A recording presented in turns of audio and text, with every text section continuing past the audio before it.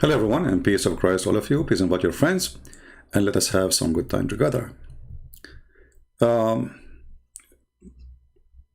there is sometime ideas come to your head. Like if Allah is a smart God, there's no way this God is stupid, right? So how come he is a stupid and he sent us a stupid ones to defend him? Cannot he find someone smart? So today I'm going to show you some examples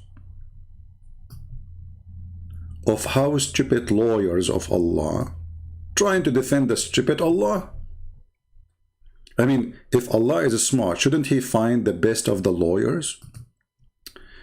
Here we have a friend here, our friend here, his name is Muhammad As-Sayyid, saying, a question to ignorant prince. I like it when you say ignorant. Like, does that mean I do not know how to write, how to read like your prophet? So if we put in front of him the word donkey and his name, he will not know which is which? Is that what do you mean? Because you Muslim, you say the prophet was ummi, and you claim that mean illiterate, ignorant. Yet you are calling me ignorant. So, in the standard of Muslims, Muhammad is the best teacher for all universities in the world, but he don't have a degree. He don't even know how to read, even the name of his God. Interesting. So a question to ignorant prince, if he was expert about Christianity, Judaism, and Islam, as he claimed, if the Trinity was real, Father, Son, Holy Spirit, and eternal, why all the prophet in the Old Testament as Abraham, Isaac, Jacob, David, Moses, it should continue more, because 124,000 prophet, your prophet said, what is the rest? You see, let's see who is the ignorant here. As long your prophet, he named that, he gave a number, he did not name them. How stupid it is to say there's 124,000 prophet. Can you name for me just 1,000 of them? 100. Your Quran have a names of 24, right? So what happened to the 124,000 prophet? Count them, let us see who's the ignorant. Okay. How come those prophet, David, Moses, etc., do not know or mention that in any place in Old Testament? Well, thank you very much for saying that, because you just proved to me that Islam is made by a fraud. Guys, did you see what he said? Actually, if you remember, there's a kid, his name is Mimi. He was copying another kid, his name is Didat. He was debating another Christian, saying his name is David. He says to him, not a single verse in the Bible, in the Old Testament, believe except by one God. And then he says, Elijah, God is, Elijah. You remember what he said? Just to show you how stupid those people are. They copy from each other. Well, isn't it your Quran, you idiot? Say that the Jews, they worship a man, his name is Uzair, he is the son of Allah.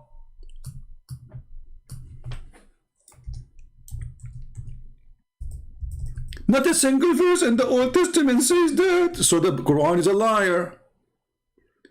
وَقَالَتُ الْيَهُودُ عُزَيْرٌ ibn Allah. But you just said not a single prophet before that he said that. The Jews don't believe in that. So your stupid Quran was quoting what? A fiction? This is your comment, not mine. So don't cry for it. Read carefully with me. Why all the prophet in the Old Testament as Abraham, Isaac, Jacob, David, Moses did not mention it? Why the Old Testament did not mention the doctrine of Trinity, explicity, and clear in holy book? Okay, well, hold on, I will ask you the same question. Where we can find the word Tawheed in the Quran? Explicity. Actually, we can find in the Quran, it says in the chapter of Al-Anbiya that if Allah, he want to take a partner, he will take it from ourselves. Okay, how you want to take a partner from ourselves? If Allah is explicitly clear, he is one. Solve this problem for me. So when your silly Quran says that the Jews, they worship a person, his name is Uzair, they say he is the son of God, well, that means the Quran just admitted that the Jews before the Christian believe there is someone, he is the son of God.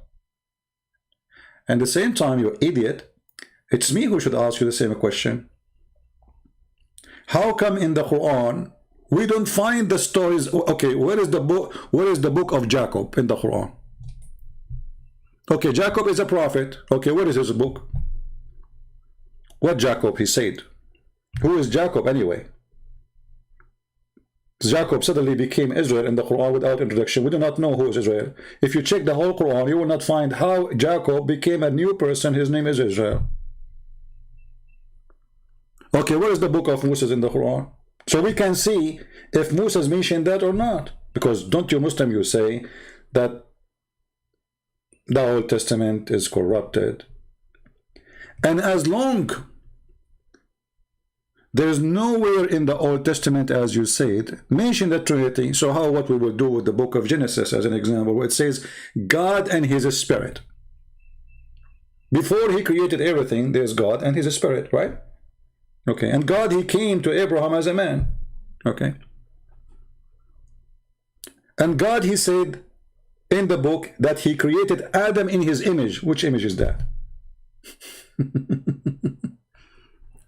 So it is you who is silly, and you are following a silly prophet, and you are going against your Quran, where your Quran saying something very silly, that the Jews, they worship a guy, his name is Uzair, not Ezra. This is a false translation.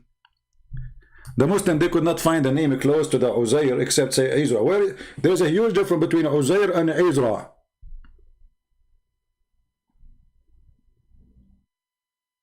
And can you show me where in the Old Testament it says they worship a guy, his name is Ezra? Go ahead.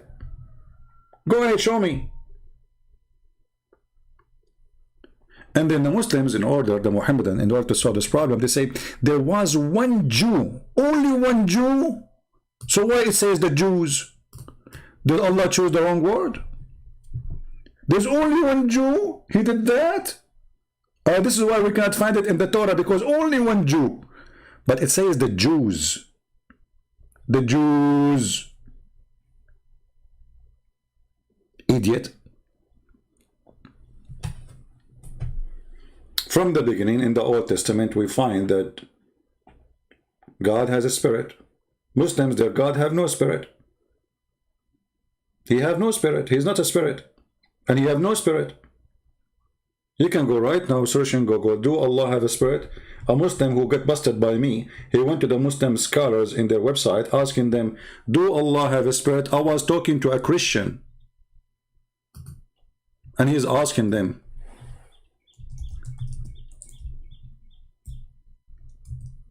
Does Allah have a spirit? Let me find you the fatwa.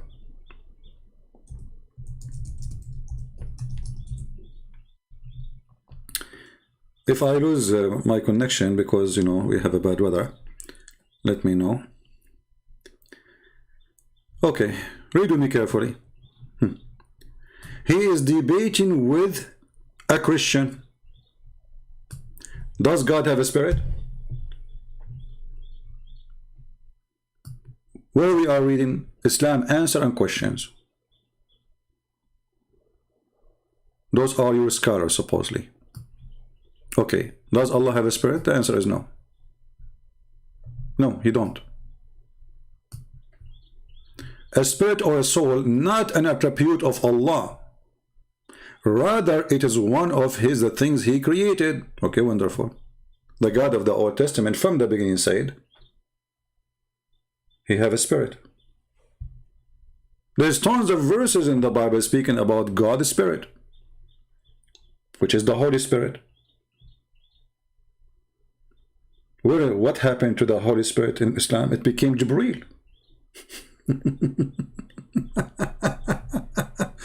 And the funny, the Muslim, they say that Jesus, he said, I will send the Comforter. And they say this is Muhammad. But it says in the Bible that this is the Holy Spirit. It says clearly the Holy Ghost, I will send with you the Holy Ghost who will stay with you forever, everlasting. So the hypocrite Muhammadan, when they want the Holy Spirit is Jibreel, when they want the Holy Spirit is Muhammad. And suddenly Muhammad became a spirit himself. He is not a physical being no more. This is why I say that Allah is a stupid God. And he sent us stupid lawyers to defend him. And this is why I say to Christians, when a Muslim, he says to you, we worship the same God, say to him, well, our God is a spirit. Is yours a spirit? Very easy. I mean, it takes 2 seconds to destroy the claim. And by the way, most of those Abdul, they don't know that Allah is not a spirit. If you remember, there's a guy from Morocco, he's 50 years old. He pray every day in the mosque in Morocco. He said to me, who said to you that Allah has no spirit? And then he called me 15 minutes after. He says, yes, you are right. 50 years old, idiot, praying to a God who do not know the nature of this God. He thinks this God have a spirit because obviously you were praying to wrong God all your life. It's the same as people of Indonesia. They were praying to the direction of Somalia, thinking it is the Kaaba direction for more than 1,000 years. And Allah did not send them a warner and tell the American they created the GPS. If not the American GPS, you Indonesian Muslims, you are praying to Somalia. Praise be Somalia. Allah is there. So when a Muhammadan, he made a comment, we laugh at them. Your comment is not even a comment, it's a comedy. Let us see the second comment. All right.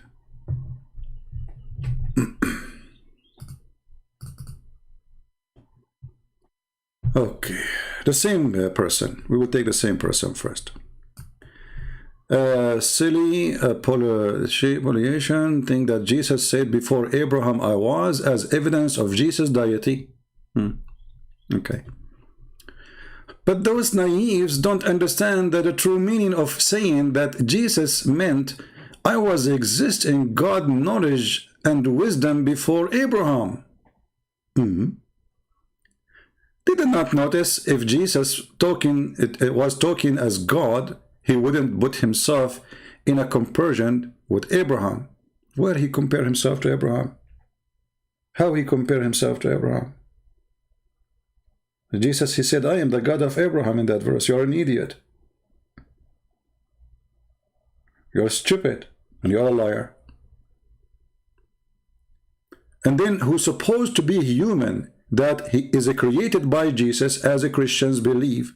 Prophet Muhammad said a similar word. He said, I was a prophet when Adam was between mud and water. Pathetic. Okay, hold on. You see, it is you who quote your prophet saying that. I was a prophet when Adam was between mud and water.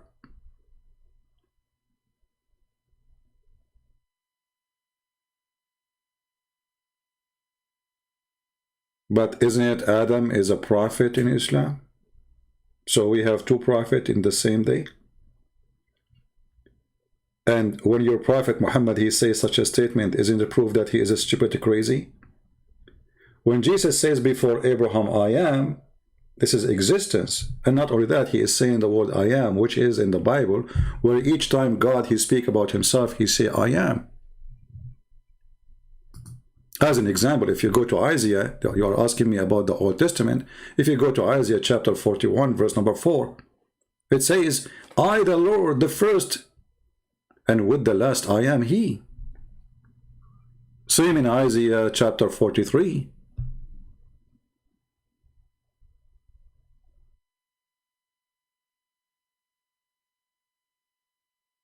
Actually, in chapter 43, I think it mentioned twice or three times.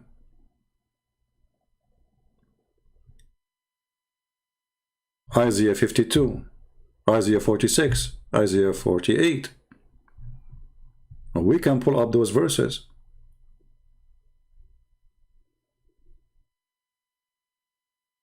And Jesus in John chapter 9, verse number 9, he said exactly what the Old Testament said. It said, I am he. So you will believe that I am he. In John 8, verse 28, it says, that then you shall know that I am he who.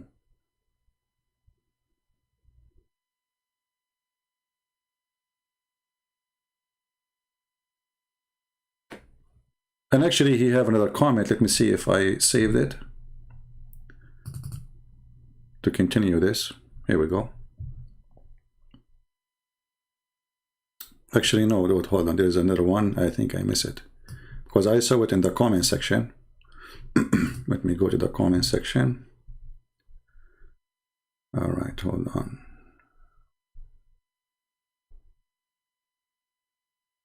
All right.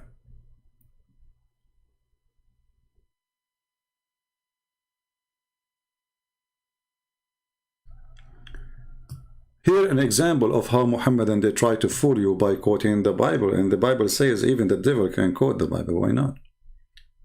So he said here, well, okay, Abraham means make Jesus as God. Why? And they quote for us from the book of Proverbs 8, verse number 22 to 30. It says that he was with God from since eternity, before creation. You know, here you see that when we speak about the Muslims trying to refute us, not only we laugh at their answers, we laugh at their God again, because you can't even read words in front of you. If we go right now, you will see, you idiot, you donkey, that this is speaking about wisdom, that I am the wisdom of God, is exist from the beginning. Idiot. This is not about Abraham. I mean, do you know even how to read? Oh, I forgot, like you are the same as your prophet. I will go right now in the front of everybody and I will show the verses you are the one who quote for us. And let us see if this is about Abraham. People will laugh at you. Very embarrassing. Very stupid. But I am not surprised you are following Muhammad, what I can say. Read carefully.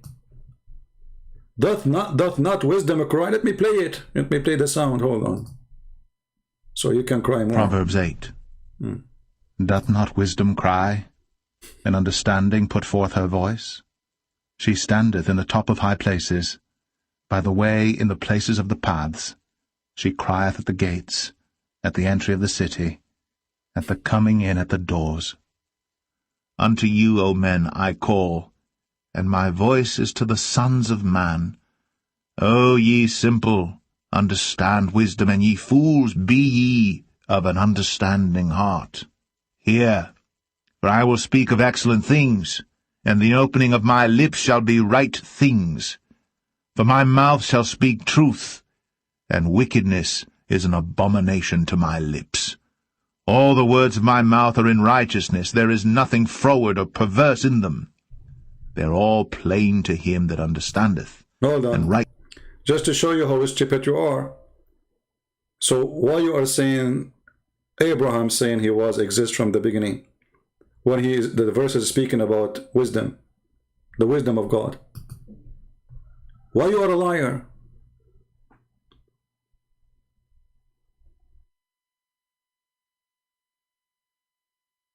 All of this is about wisdom, the wisdom of God.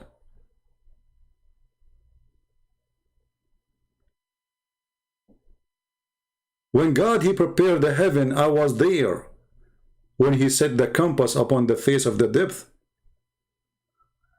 the wisdom of God is there. For God is wise, not like your God foolish. He think that the baby created from water coming from the ribs of the women. God is not a fool. Your God is. So this is about wisdom, and you, because you are a liar, you make it about Abraham. But why I'm not surprised? I will not be surprised. You are a Muhammadan, and you try always to deceive, following the deceiver Allah.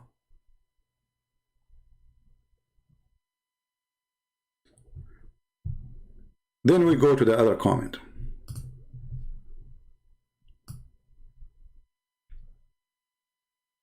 Here is speaking about Jesus. If Jesus is God, then how he pray? And look what he says. All people know that word prayer means submitting to higher authority. Guys, take a note. All people know. All. Okay. So how come you Muslim, you say Allah pray for, not to? And as long you are saying submitting to higher authority, and this is what the word prayer mean. So when Allah he pray on Muhammad, you said in your comment that Allah pray upon Muhammad. He pray where? Upon Muhammad. Let me go and find your comment. So people, they will die laughing. Supposedly he did fix it, but yet he made it blind. Let me find the comment. Give me a second. Hold on.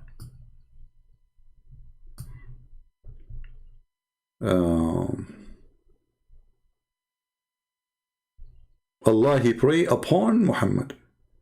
Okay. I like that.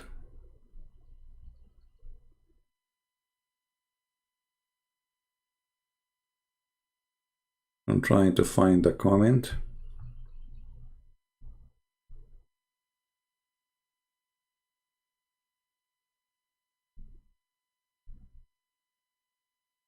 And I'm so glad that the Christians, they are, you know, give them the spank they deserve in their comment. They are doing a great job. I like that.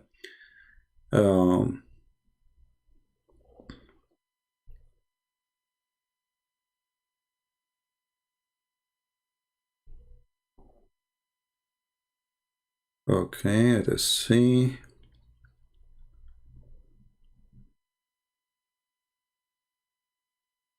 Here we go.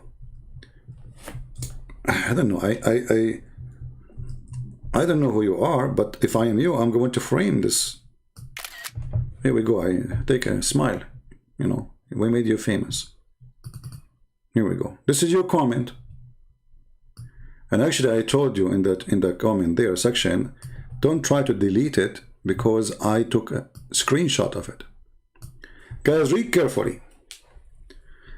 Muhammad as-Sayyid is answering Adil, saying to him, exactly ignorant as your prince. Quran never say pray for or to. That is a worship. But Quran say pray upon.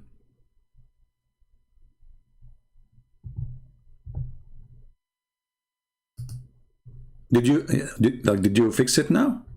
So Allah, he was praying upon.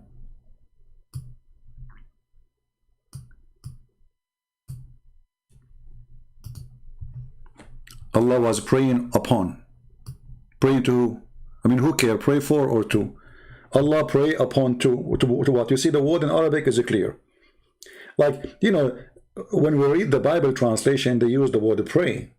But the word pray in the Bible is not, as a translation in English, is not too much accurate. As an example, you know, the first, I think, First Thessaloniki. Yeah, I will find the verse where it says you have to be praying continue, like never stop. Okay, but how you can pray never stop? It's a vow, not prayer. You have to be consistent in your faith. Otherwise, there's nobody can all his life just praying. He don't eat, he don't drink, he don't do anything. Here you just said that Allah, he pray upon Muhammad. Okay, he pray to whom? As long you are the one who said that prayer is a supplication to higher authority. It is you who said that, not me. Prayer is a supplication to higher authority. Do you see it? This is your words. The word prayer means submitting to higher authority. Okay, what is the word Allah he used when he say Allahu wa malaikatahu yusalluna ala nabi? Salah. Okay, what the word salah in Arabic? Pray. How you Muslim translate it? You say blessing. But the verse defeats such a claim. Why? Because first, the word prayer does not mean blessing. You know, the word in Arabic is baraka yubariku mubarak. This is blessing. Prayer is always mean, you know, if you ask any Muslim, what is the word prayer? He says salah. What is the verb? You say so, yusalli. Okay. Allah, he do what? Yusalli. On who? On Muhammad. How you explain it? You say he is praying upon. This is your words. Praying upon, not mine. Okay. So Allah, he pray upon Muhammad. Okay. Allah, and okay, get careful, guys.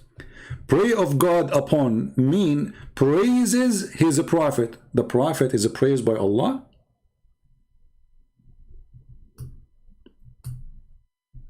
You Muslims worship who exactly? Do you worship Allah or you worship Muhammad? Because as I know, it is Muhammad should be praising Allah, not Allah praising Muhammad. I forgot that you Muslims worship Muhammad as God. This is why his name means the praised one. If Muhammad is the praised one, who is the praised to? The Muhammadan are kuffar. They are mushrikeen. They are fake believers. They changed the name of their prophet from Qatham to Muhammad, the praised one. So if Muhammad is the praised one and Allah is praising his prophet, so who is the God?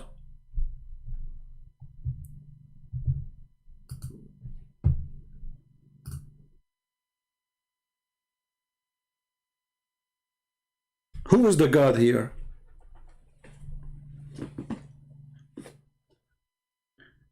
You see, when I say stupidity is amazing, it is amazing. Why God he praise a sinner man? Isn't it the Quran says, may Allah forgive your sin? And again, what kind of Allah he says, may Allah forgive your sin?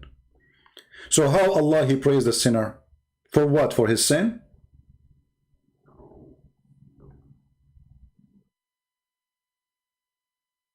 Huh? When Allah he say in the Quran, may Allah forgive your sin. Let us go there. Allah was praising the sinner Muhammad. Is a sinner to be praised by God? And what the word praise mean? Are you listening to me, my friend? Yeah, First Thessalonians, you're right. 5:17, correct. Yeah, sometime your memory, you know. Yeah. Actually, let me pull it up. Yeah, here we go.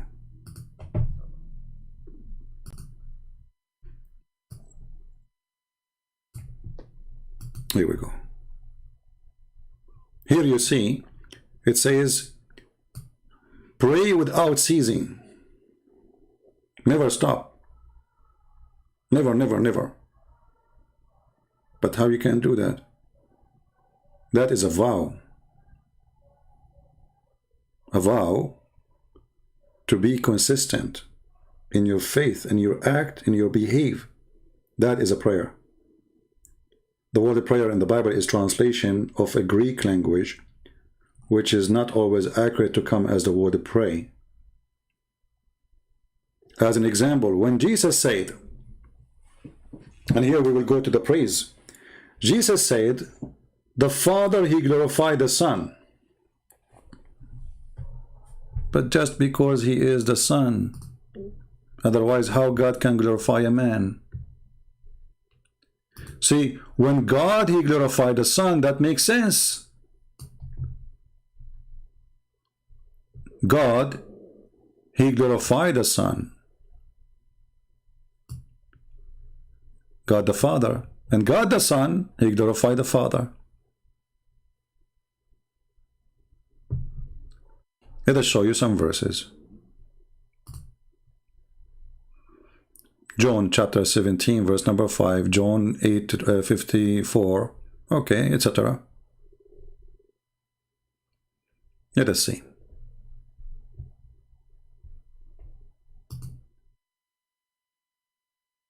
So when you Muslim, you say that Allah, he praised Muhammad. Well, who is Muhammad to be praised by Allah? When Jesus, he say that, and now, O Father, glorify thou with me, with thine your own. You can read any translation, make it easier for you. And now, Father, glorify thou me. The Father, he glorified Jesus. As what? As a Son. That is a prayer. So he asked, okay, if Jesus is God, how he pray? Okay, the Son glorifying the Father is a prayer. It's a form of talk between the Son and the Father because it's holy talk. The Father glorifying the Son is a holy talk. Everything God, he says, is a prayer in the mean of holiness, not God submitting to somebody else.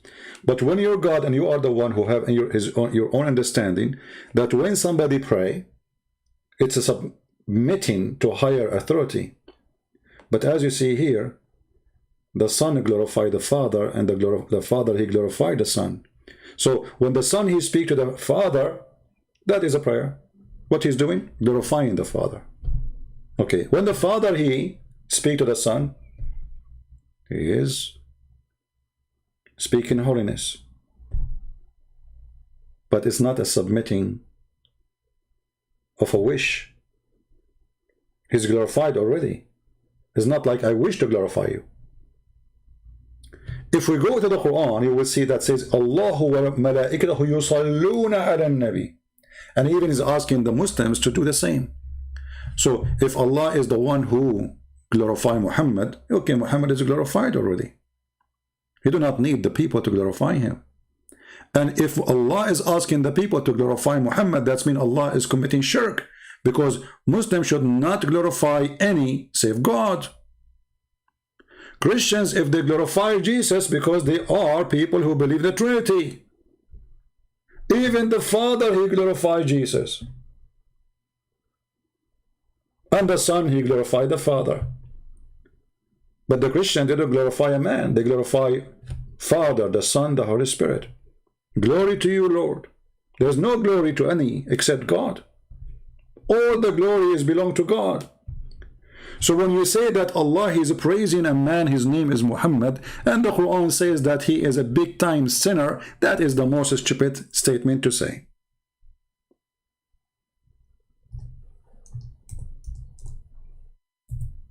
And the Quran confirmed that Muhammad is a big time sinner, very filthy sinner. So how Allah he glorify a sinner for his sin?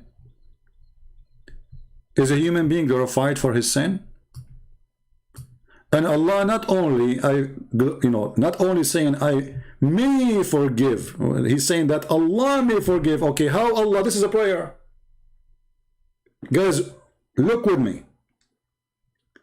The Abdul, he said,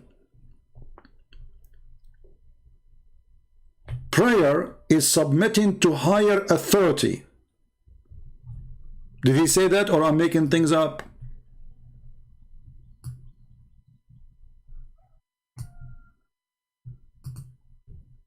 Read carefully.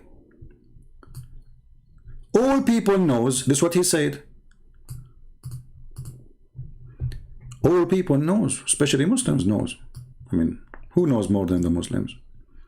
All people know that the word prayer means submitting to higher authority. Wonderful. So if Jesus was a polytheist, falsely claim God, then whom he is praying, praying to? I can pray for myself. No, you cannot. Here you got yourself busted. For us, we believe the Trinity. The Son glorified the Father glorified the Son. That is the conversation between the Father and the Son. But now we have in the Quran a problem. How the Quran says, may Allah forgive your sin. That is a supplication to higher authority.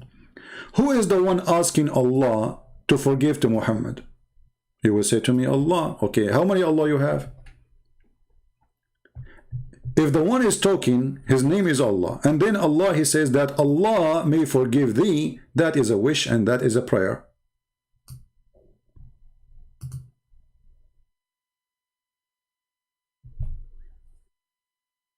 Are you there, my friend, the one who was trying to defend? If you like to call me, I will open Paltalk just for you. Be the man. That Allah may forgive thee. It's a wish. Okay, who is talking? Allah. Allah sending his wish to who?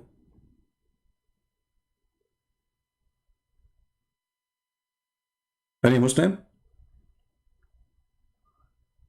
Allah, he sent his wish to who? This is supplication. Okay, I will send a petition to the government. Let us say you are a person, you need the government to do something, higher authority. Okay, Allah is saying, may Allah say, who is talking and who is talking to who? Obviously, we know who is talking to who. He's talking to Allah. Okay, but who is talking to Allah? So Allah is asking Allah, maybe you forgive Muhammad for his sin. Does that make any sense to you?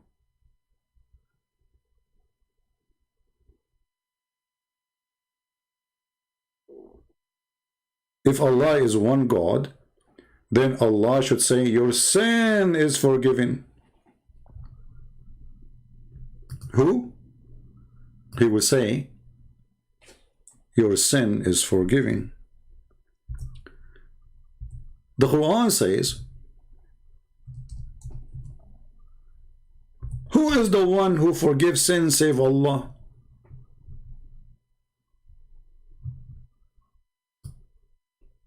What the Quran says?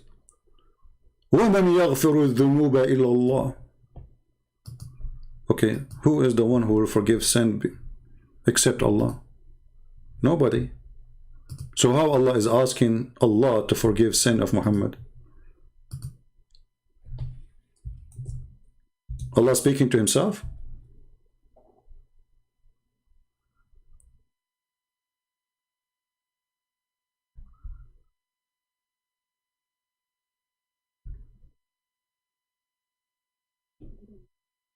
Any Muhammadan?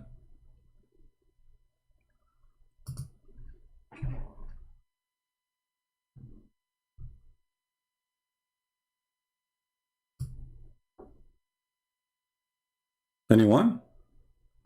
If we go to chapter 3, and the funny, this is the chapter supposedly about Jesus, and suddenly in the Quran, Jesus became from the family of Imran. But Imran is the father of Moses. Oh, I forgot, Muhammad, he called Jesus, Mary, she is the sister of Moses. She is the sister of Imran. So if we go to the funny Quran, keep this one here, and we go to different verse. Chapter 3, verse number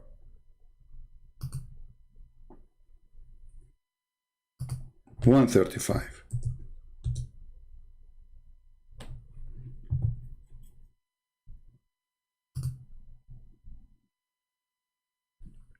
And those who, when they do an evil thing or wrong themselves, remember Allah and implore forgiveness for their sin. Who forgives sin save Allah only?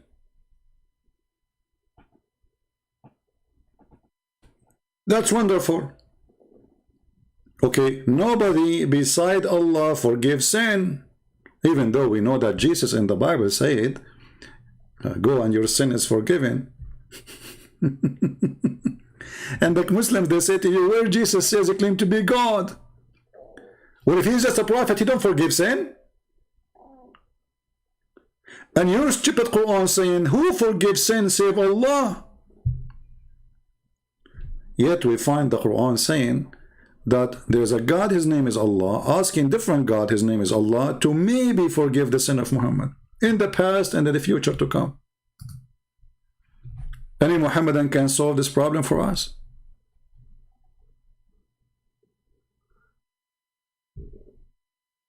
Do we have any Muslim here he can solve the problem? If nobody can, nobody can forgive sin except Allah, and then Allah, he said to Allah, may Allah forgive your sin. Allah speaking to who? Do you Muslim believe in the Trinity as an example, that there's Allah the Father, Allah the Son, Allah the Holy Spirit? No. So what is this? I will tell you. This is the liar Muhammad making a statement. It's him who's talking. It's obvious. It's a man asking God for forgiveness. Is it obvious? This is not Allah talking, this is a man talking. So Muhammad the fabricator claimed that he is a prophet of God, and this is the verse coming from God. So God said to God, may God forgive the sin of Muhammad. Are you with me, Muhammadan? Your God, he said to God, may God forgive Muhammad. How did that work for you?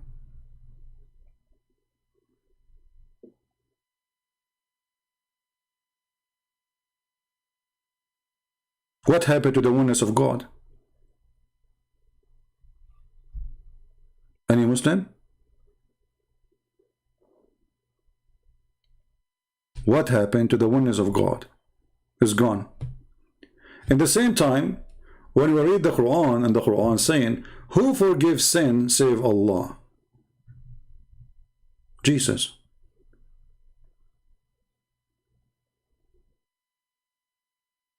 Allah cannot forgive sin. We just prove it to you. Allah, if he can forgive sin, he will say to Muhammad, your sin is forgiven. The proof is in front of you. We have a Muslim, his name is Palm of Paradise, saying CP is a blind leading the blind. I like this statement, my friend.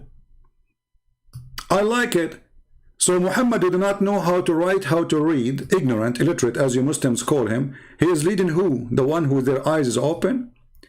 And the one who his eyes is open, his name is Muhammad. He said to you that in heaven there's women, their boobs is so big, and Allah will make your private part endless penis. And you are talking about blind leading the blind? And he made you believe that there's women in heaven, they are lined up for sex and their legs is making victory sign? And before you finish with the first one, the angel, he will wrap in your shoulder, he says, stop, there's a smoke is coming from her private part, change her. And you are talking about blind leading the blind. I mean, who is in the world can believe in such a garbage? Unless not only, I mean, blind is not, blind people are smart people. Blind is very smart. You see, when somebody is blind, God, he gave him other gift. He enriched him. He can recognize people by their voices. He can recognize his way, even he is a blind. But you Muslims, how you recognize your face? How you can recognize anything? What kind of God? He promised me heaven, and your name is Palm of Paradise. And your prophet says that the penis of a Muslim man will be an endless palm tree. Do you want to show you the hadith? Your name is palm. You should hate palm from now on, because each time you see it, you remember your penis in the paradise. This is God promises. In this palm tree penis. Oh, okay. Sorry, Palm. I got you wrong then. Friendly fire. I thought, I don't know.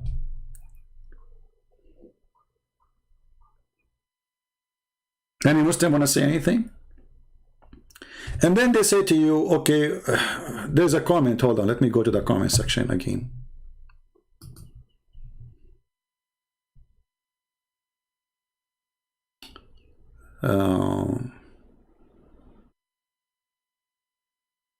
Actually, I don't know who is this gentleman. His name is Adil Khan. I like him. He's smart.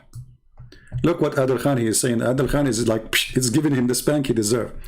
Muhammad said, you just said Allah pray upon. How fool you are.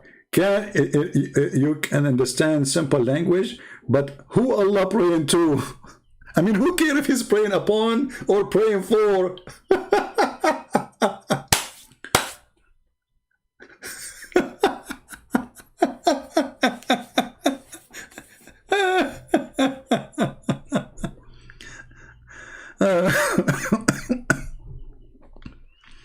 So when you say how come God he pray to himself, you're a funny person. Read carefully.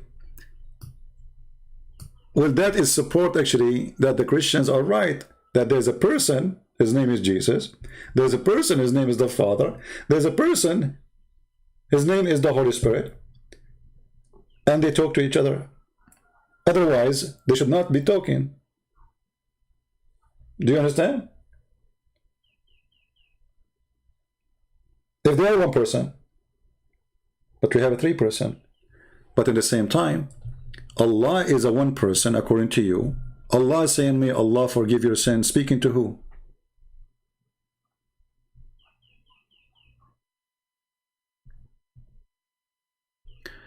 Let us see more comments. Hold on, this one. Okay, we saw this one. Let us delete those comments so they will not appear for us on the screen again. I mean, the comment of the Muhammadan is really hilarious.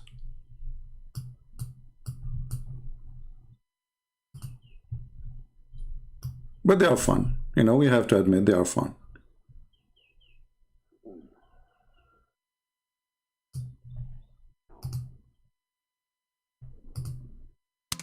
All right. Let us see more comments. We deleted them so they will not appear in our way.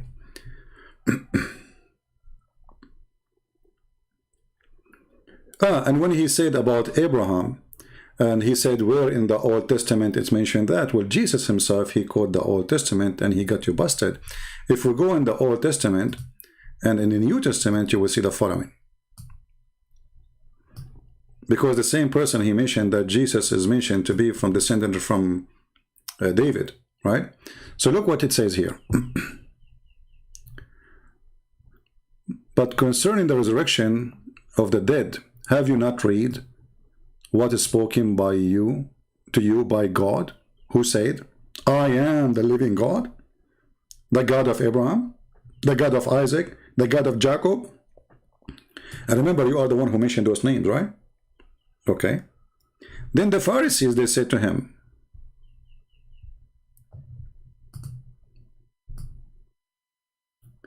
but when the Pharisees heard that he had silenced, you know, those people, and they decided to see what we can do with this person, how we can refute him. And one of them, he knew the written law, asked him, a rabbi. He said to him, teacher, what is the commandment?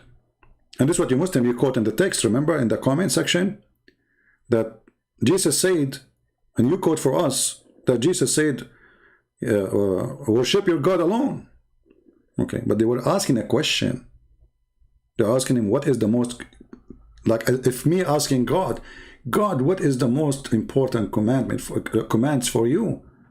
God said to me, you shall love your Lord. Okay, so that is a command. So what is the greatest command? Yeshua, he said to him, you shall love your Lord Jehovah, your God, from all your heart, and from all your soul, from your oral power, etc. And then,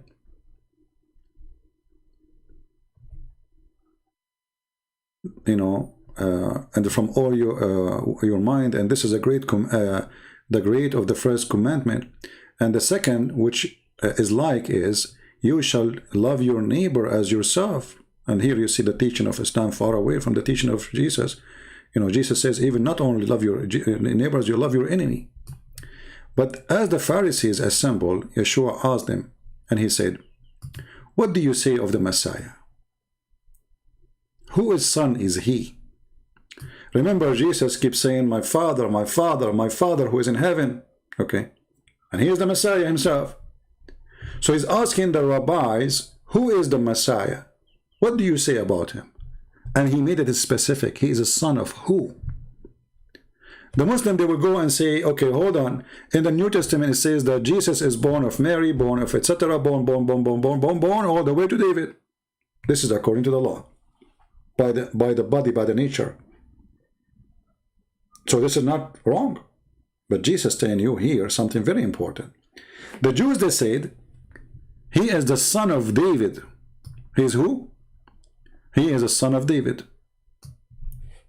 He said to them, how, and then how did David by spirit call him God Jehovah? Isn't you who said to me in the comment, where the Old Testament speaking about Jesus the Son?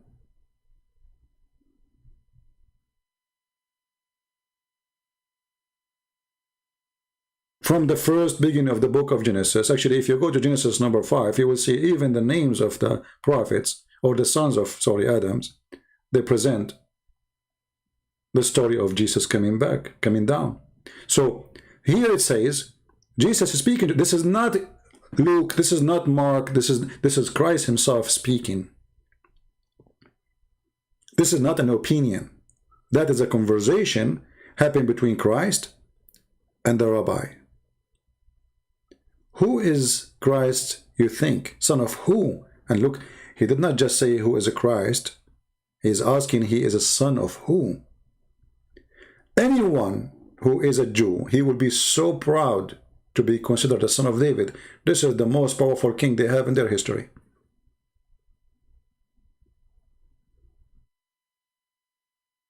Jesus, he did not like it. It's wrong. Yes, by birth he is. By birth he is born of a woman, her name is Mary. But he is not the son of David. He's a son of God. So look what he said.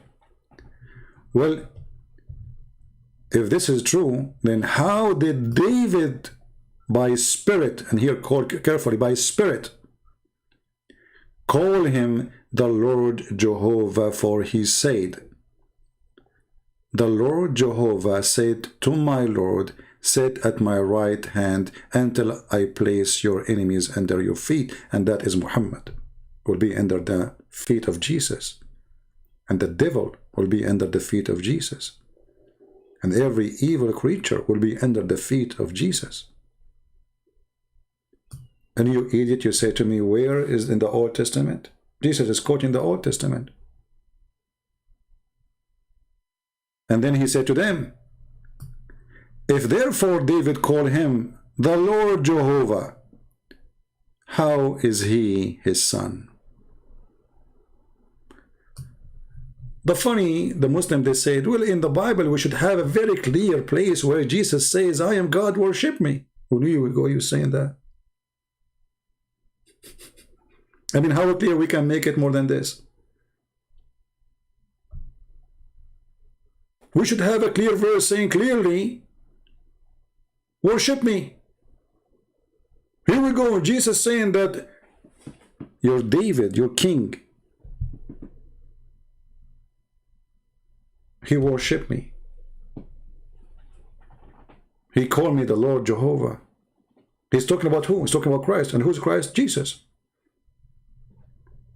And no man could give him an answer. Can you, Muslims? Muhammadan, can you? You cannot.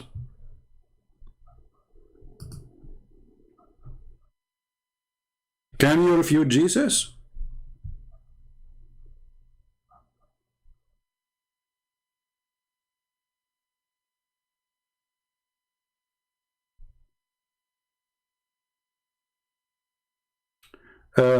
Fox lady, she is being smart, supposedly. She is saying this. Yeah, they are trying to change our topic, but no problem. She's foxy. I always like foxy people. I don't know what this have to do with our topic. There's some people, they are suffering from flight of thought. They don't like what we are saying. So, okay, let's change the topic. But let me show you how silly you are. A man, he slept with the women. That woman, nobody will marry her no more. They did not rape her, If a man, he sleep with a virgin.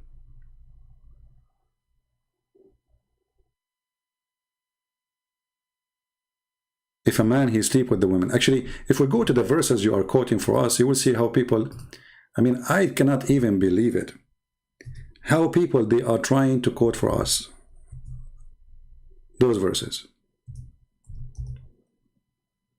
Let me open the verse.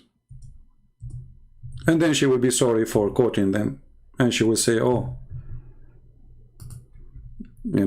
I'm not really too much smart. Let us go there.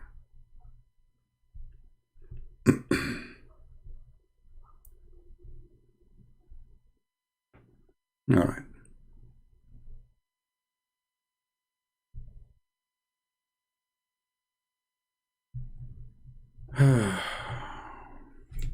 She said Exodus 22, right? Okay. I'm going to Exodus 22. in verse 16 and 17.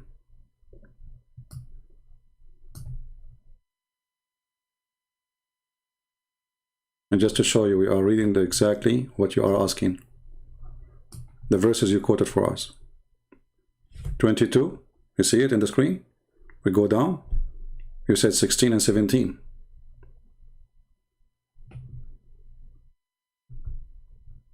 Where is the quotation you are quoting?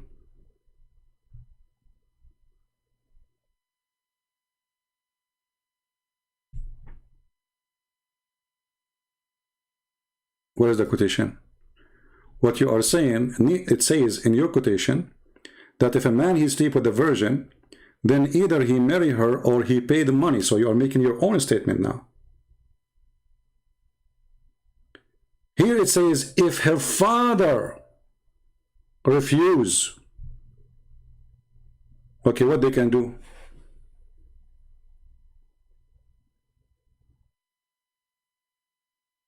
What they can do? But all of us, we knew that because you are a hypocrite, you did not quote that a person who do such a thing with the women, if he rape her, he's going to be killed. So obviously those two, they are just having sex. The law is trying to help the girl. So the man, he don't use her and throw her after he used her. Nobody will marry her. If the father of the girl, he refused to marry her, well, the man who he had sex with the women, he did not rape her. He tried to follow the law. I said, okay, I commit sin. I'm wrong. I want to marry this woman to fix my, you know, she stepped with me. It's not only I stepped with her. And I want to marry her to fix it. Then the father, the family, they refuse. What he would do? He would kill the father. So you are being very, very silly. And you are saying this is exchange for sex. You are just stupid. And remember here that the law we are talking about here is a law exists before. At that time when they have this law, you used to eat each other alive. Human being, they used to eat a human. So when people have no law, those people, they have a law. For every single detail.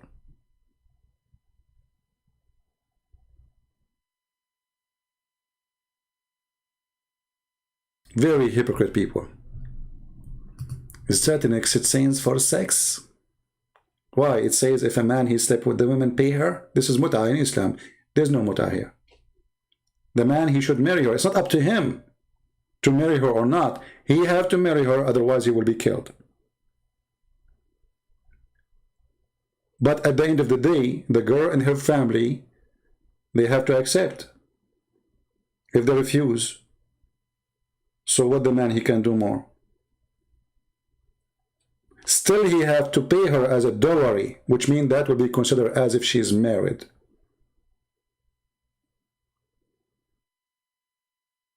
Very stupid people. So they try always to take you away from your topic because it's embarrassing to defend Islam. And they think by quoting those things, it is going to be embarrassing for us. You are stupid and you are ignorant. When this law exists, you people used to eat each other alive.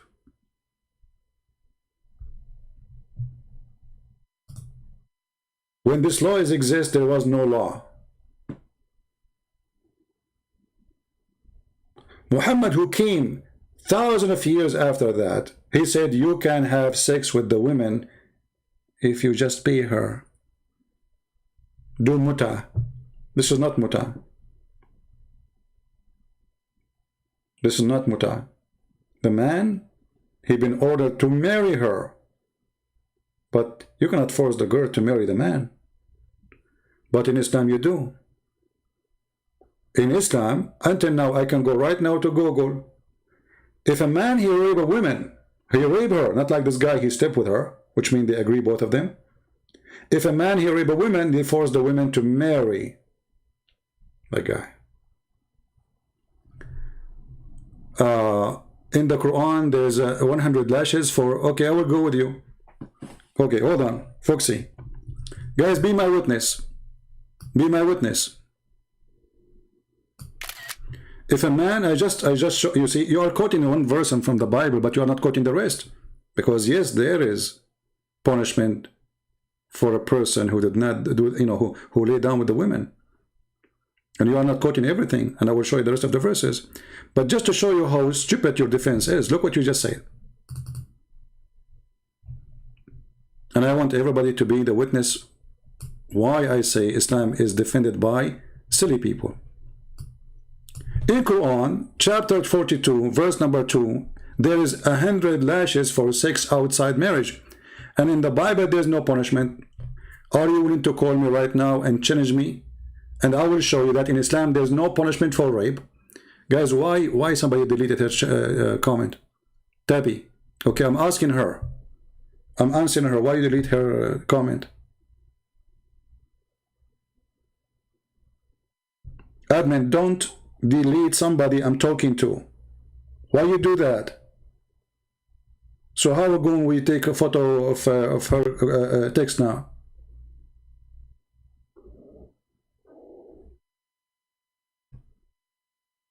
I challenge you to be consistent. Out of marriage in Islam, there's 100 lashes. Okay, Muhammad have sex with Safiya without marriage. Muhammad, he have sex with Maria the Copt without marriage. Muhammad have sex with tens of women without marriage. Where is the 100 lashes to Muhammad? Secondly, where is the punishment for rape? If we go in the Bible, we will find tons of verses speaking about punishment for having sex out of marriage. Number one punishment, you will go to hell. In Islam, you don't go to hell for sex out of marriage. Is that true? I don't know if now she can post, because our admin was fantastic and he deleted their messages. I don't know if she, you know, did you hide her? Why you do that?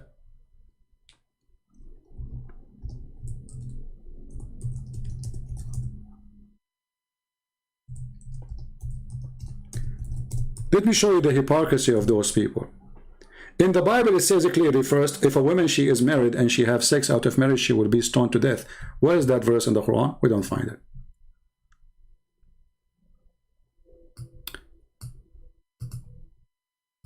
And let us see how the hypocrite they act.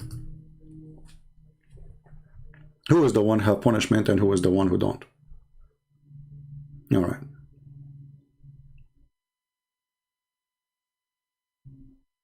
Let us see.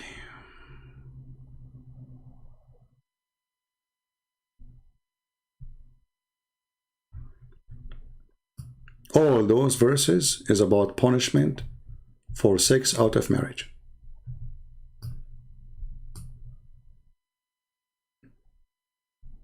Where we can find such a thing in the Quran? Where is the morality?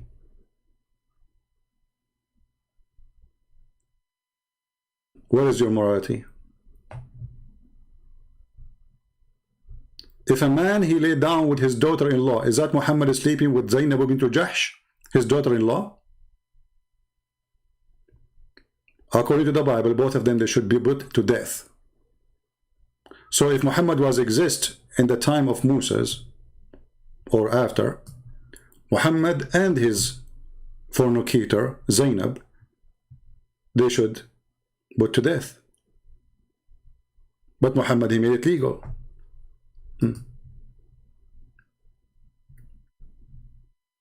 If a man also lie with a mankind as he lied with a woman, both of them should commit it or abomination, etc., and they should put to death. Okay, where we can find this verse in the Quran? Where we can find such anything equal to this? Nowhere. If a man take a wife of her, a wife, and her mother is a wickedness, look at this, burning. Look how severe the punishment. And you are talking about morality. If a man lie with a beast, the punishment. Okay. If a woman approach into any beast, the punishment. If a man shall take his sister, shall I show you right now that there's no punishment in Islam if a Muslim man, he slept with his sister? Shall I show you? Even his mother? Where is the punishment in the Quran for a Muslim sleeping with his mother? Nowhere. It says it's forbidden for you. However, if we go to the Quran, you will find this. Let me show you the verses.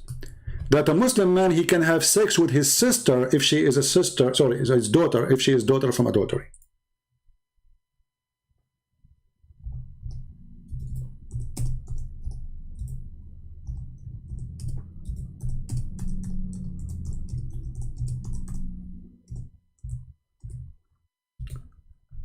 And I will make you read with your own eyes.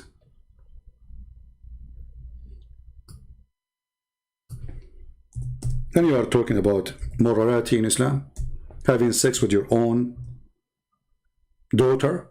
Aren't you Muslim? You say that Lot, he have sex with his daughter? Well, Lot daughters, they have sex with their father. It's not God who said that to them.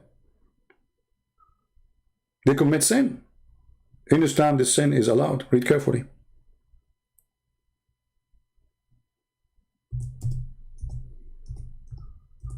I will use Google Translation.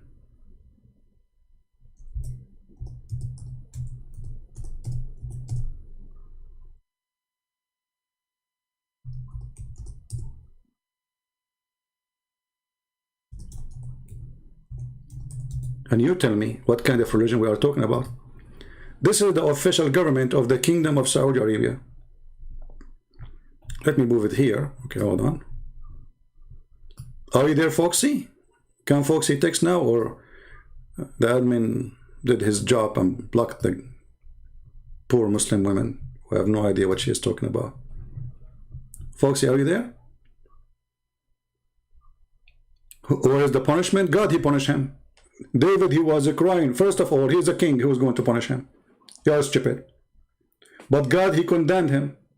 And the story of David is in your Quran, you stupid. Why Allah did not condemn David? Show me. Just to show you how stupid those people are. The story of David having sex with a woman she is not his is in your book. So let me ask you the same question. Why you are changing topic? Why you are jumping like a monkey from a place to place? Because you are a monkey. You are ashamed. Shouldn't we finish the first topic? What kind of God, he have no law to punish somebody for sleeping with his daughter? Instead, he is saying, yes, if she is your daughter and she is the daughter from adultery, you can have sex with her. And the story of David is in the Quran, you idiot. And you Muslims agree that David, he killed a man and he slept with his wife. So why Allah did not punish him? Instead, Allah glorifying David. But David in the Bible, he asked God for forgiveness. He cried asking God for forgiveness. Where is the cry of David in the Quran?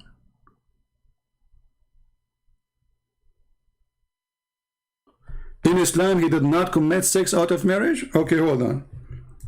There we go. In a second, everybody will laugh at you. You are just a dummy, like your prophet. In Islam, guys, we will take selfie for you.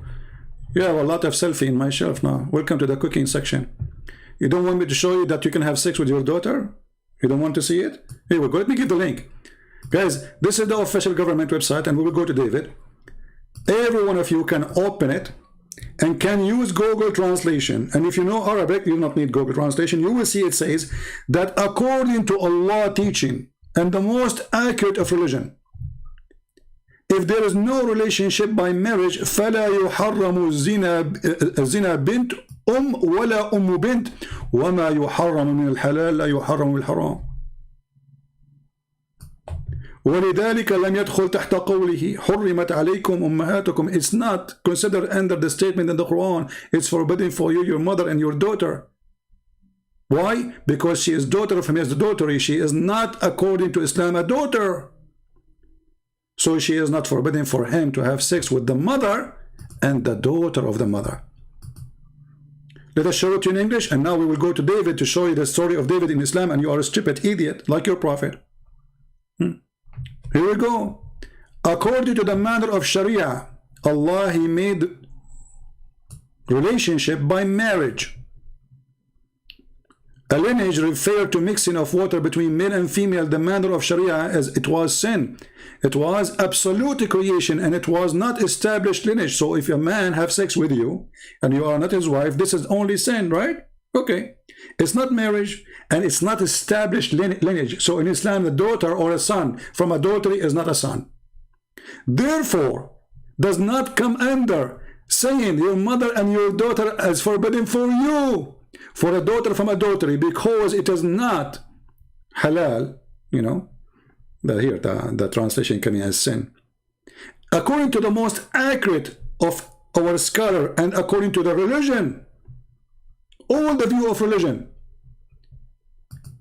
and the Sharia, if it's not from the knowledge, it's not forbidden to have sex with a daughter from adultery and the mother of the daughter. Do you see it? So now we get you busted with the first one. Let us go and see the second one. Hold on. About David.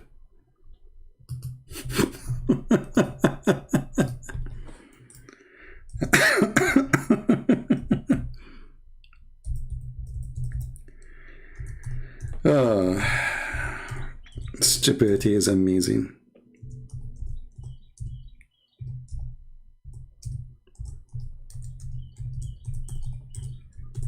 And now she will say to me, this is not true. This is not true, brother. Here we go. Okay.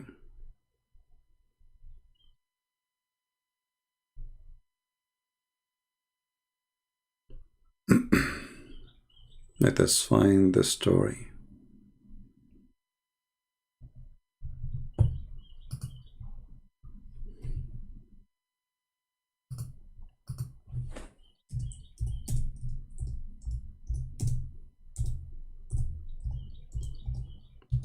This is why they don't dare to debate me, because whatever they say, they forgot that their prophet is just a scam. He is just copying stories from the Jews.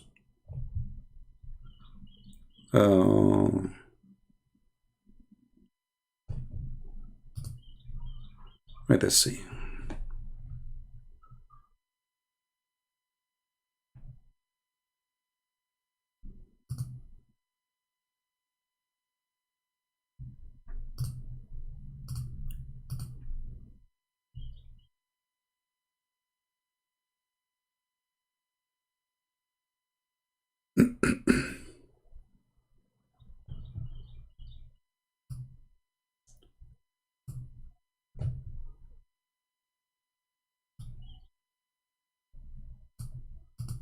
Are you Shia or Sunni? Because I can show you from both books, Shia and Sunni.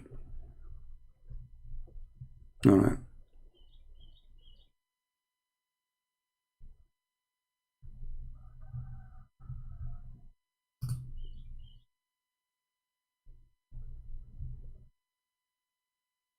Let us see.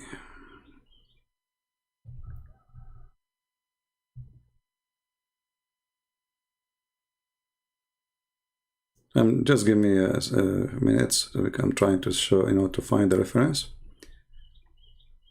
All right.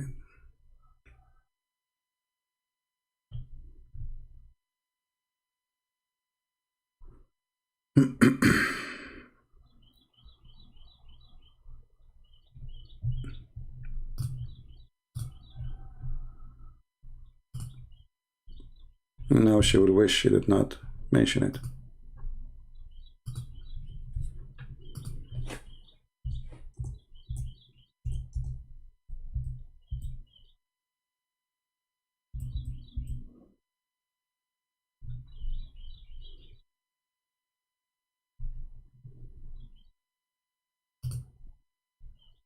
Yeah, have patience with me, guys, because I hate to mention something without showing reference.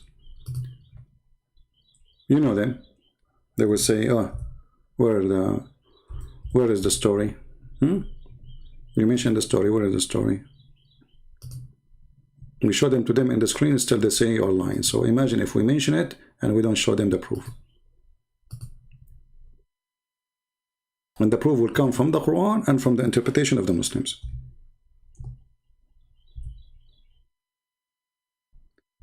Okay. Here we go.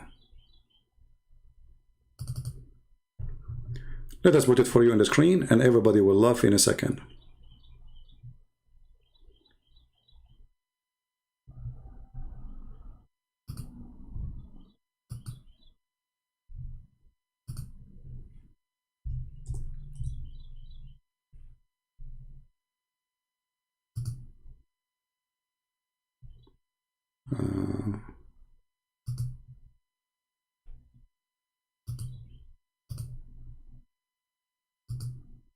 The official government website of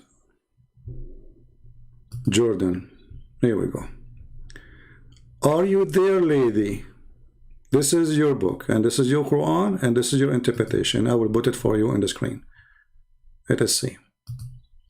And now what she will say? Is she going to stand against the Quran? Is she going to be honest and say this is disgusting? Because remember, it was disgusting when David he did in the Bible, right? Is that disgusting when David he did that in the Quran and according to Muslim stories? I will see in a second. I'm trying to open it in Google Translate, a Google page, so we can use Google Translation. It's taking time.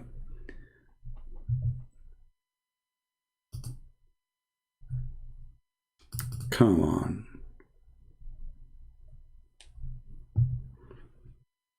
This website owned by the King of Jordan, and that explains why nothing worked there. Okay, maybe finally it's working. Here we go. Finally.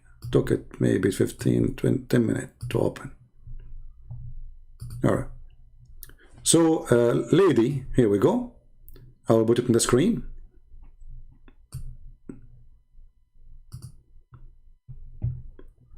As you see, this is a chapter.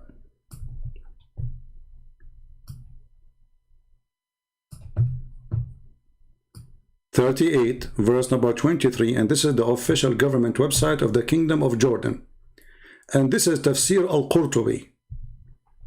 So don't tell me we don't have David in Islam committing sex out of marriage. Let us read carefully.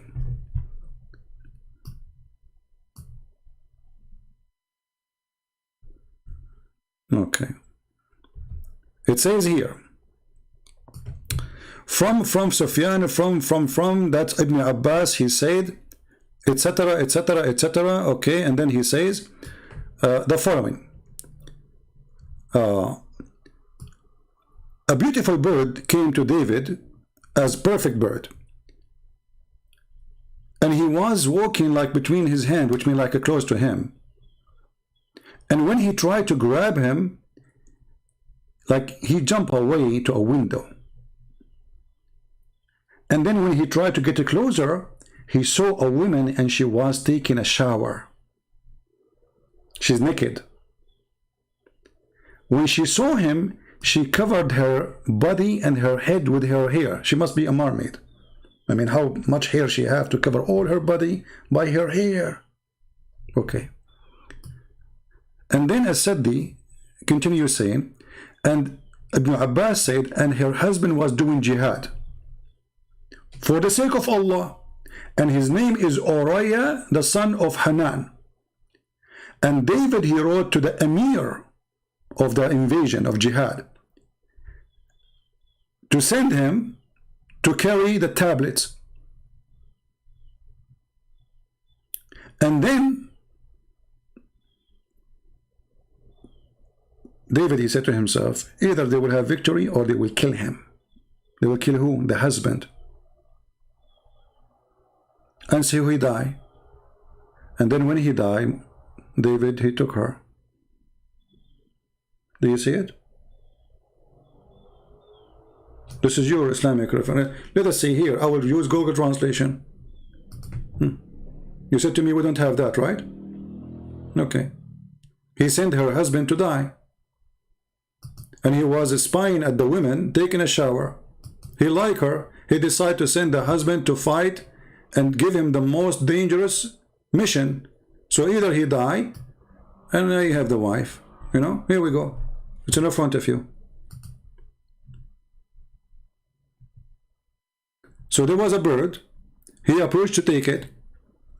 He flew and he looked up to see him, and he looked over a woman who was washing, and she saw him.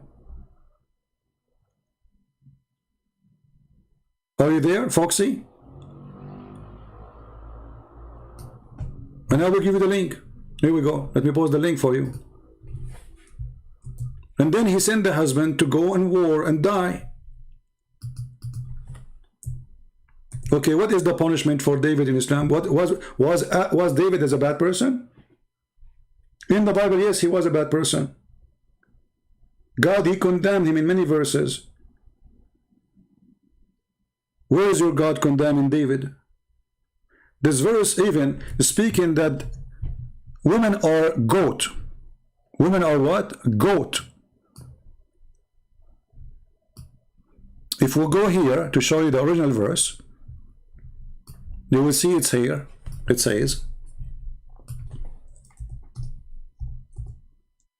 and by the way, I'm waiting for you to show me the verse in the Quran about rape.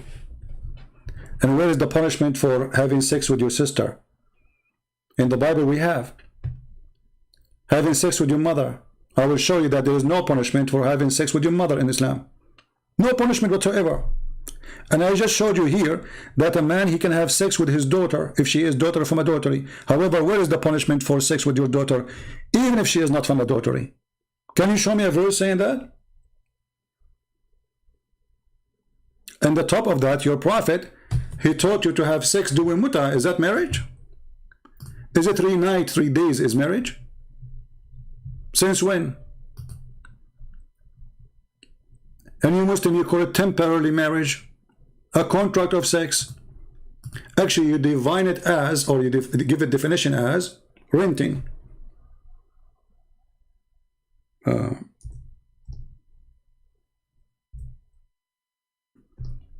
This is the story of David. Lou, this is my brother. He has 99 goat. Women are goat. I'll read the interpretation for it and die laughing. And what kind of verse this verse is? I mean, if somebody read it, what we understand from this? I mean, this is God is talking.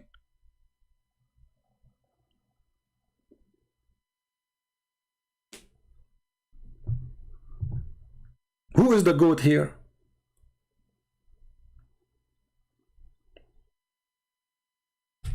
And what is the connection for verse number 1, verse before it and the verse after it? And how this has become about David having sex with a woman, and she's married? You tell me. Stupidity is amazing. Garbage in, garbage out. Can we say something else?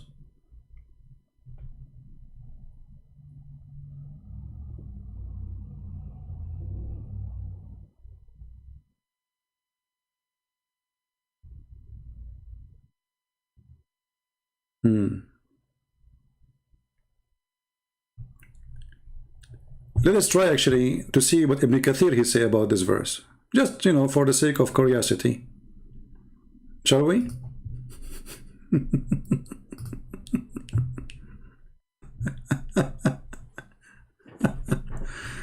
Okay, hold on. Chapter 38, verse number 23. Let us go to Ibn Kathir. Stupidity. A Muslim is speaking about morality. You're right. A man who can sleep with 4 wives, how those they became... Isn't it this is sex out of marriage? Yes. David, he had many wives. But none of them, God, he told him, go and have many wives. He was acting as a king. And that's why he was crying for the Lord to forgive him. Your prophet, he made verses saying any Muslim woman, she can take off her panty to the prophet. So he can do boom with her. Any women. Let us go here and see what interpretation of Ibn Kathir will say. Hold on. So we can laugh.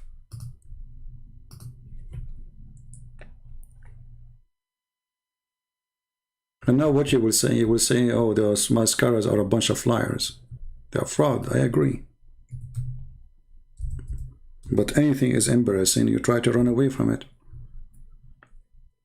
It's an irony that a Muslim or a Muslim is speaking about fornication and adultery when their prophet is the biggest adulterous sex maniac ever. All right.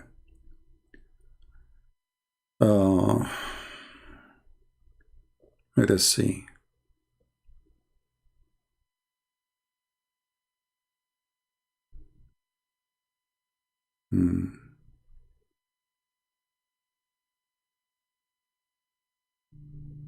Here is speaking about David is asking for forgiveness. Forgiveness from what? Any Muslim can tell us? David, he prostrated as act of repentance. Okay, repentance from what? Any Muslim can tell us? What he did exactly?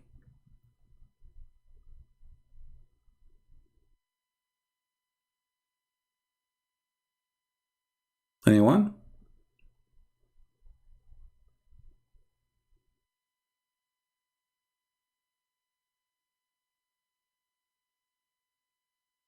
Any Muslim have an answer?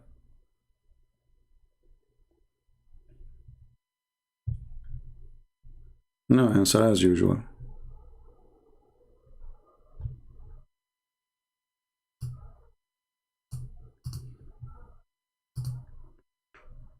Anything else, Foxy? Anything else you like to say? Because I like the morality of the Prophet. Like, you know, the Prophet, when he was having sex with Mary the Copt, and she is not his wife, he was having sex with her according to what?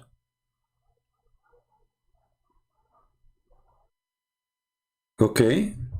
Okay, guys, hold on me. Okay, he killed a man to have sex with his wife. But you are the one who said we don't have such a story.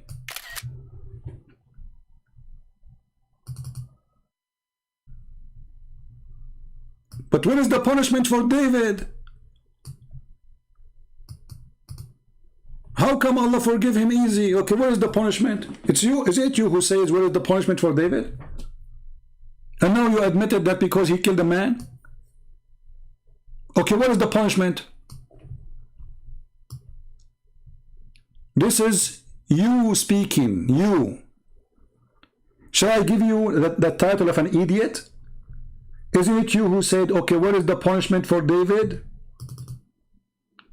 He had sex out of marriage? Now we have two problems. We have a problem of sex out of marriage, and we have a problem of killing a man. Which one is more important? So what your God do? He said, forgive him? What is the punishment? Did your God give him 100 lashes?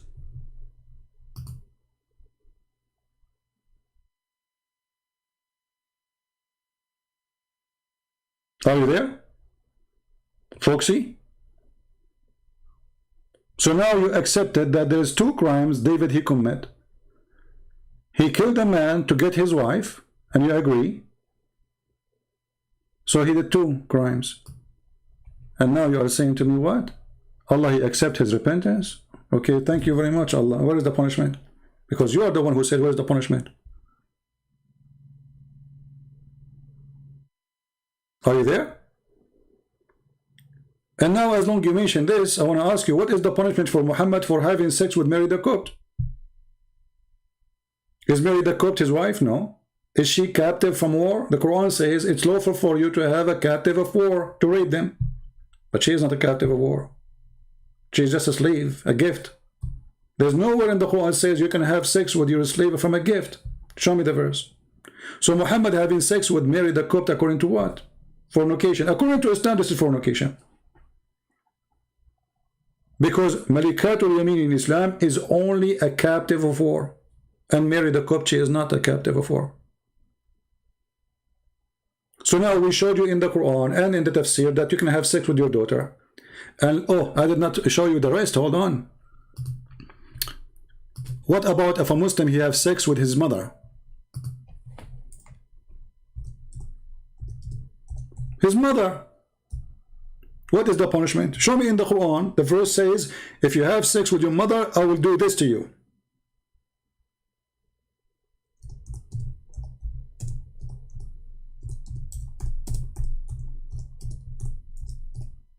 Let me show you.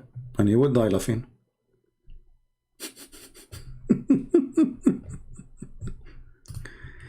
People, my friend, I will give you the link. Hold on, let me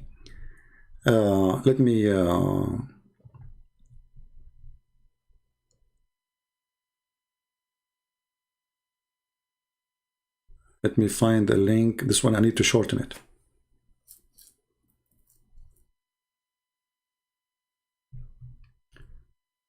Let us see.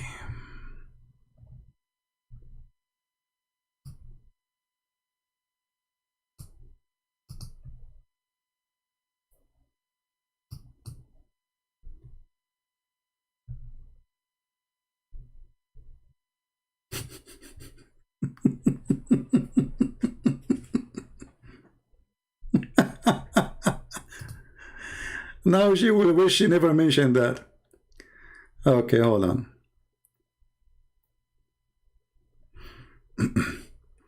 What's wrong with this internet? Each time I want to open a Muslim website, maybe my security is so high, nothing is opening. Okay, hold on. Let us see this one. All right.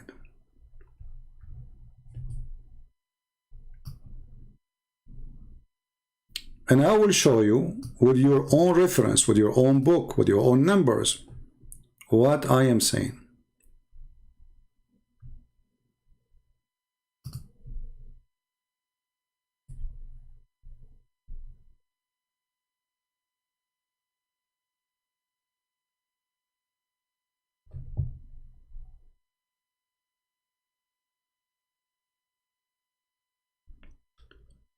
Okay.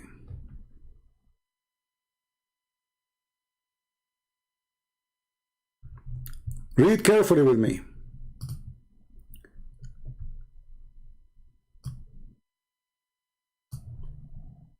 Are you there, Foxy? وقال أبو حنيفة لا حد عليه في ذلك ولا حد على من تزوج من أمه التي ولدته وابنته وأخته وجدته وعمته وخالته وبنت أخيه وبنت أخته. Translation: there is no punishment for a man who he do marry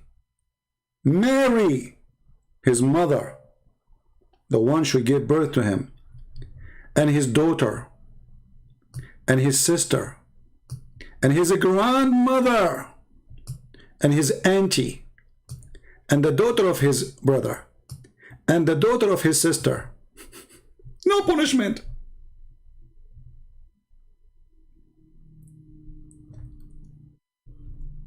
Al-Muhalla Ibn Hazm, volume number 11, page number 25253. Google translation. Peace upon you.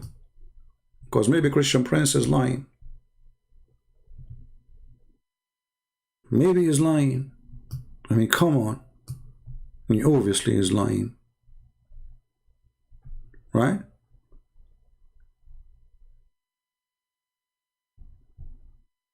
Abu Hunayfa said, there's no punishment here, the translation coming as a limit. There's no punishment. There's no had. Had in Arabic can be limit, and in Islamic Sharia law mean penalty. There's no penalty on him for the one who do the following. He married his mother, the one who gave birth to him, and his daughter, and his sister, and his grandmother, and his aunt niece, and his the daughter of his brother, and the daughter of his sister. Do you see it? This is your religion, and this is the reference. What you will do now? Where is the morality? Morality, girl. You are a Muslim speaking about morality. Is it? What is the morality when your prophet, he ordered you to give your nipples to a stranger?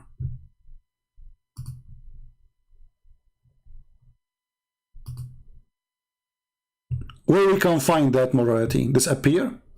You sold it in the market? morality?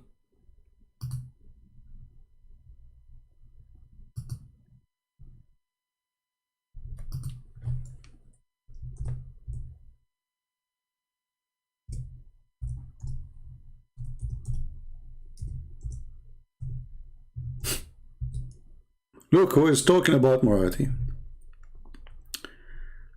Let us see. Hold on. Give me a second.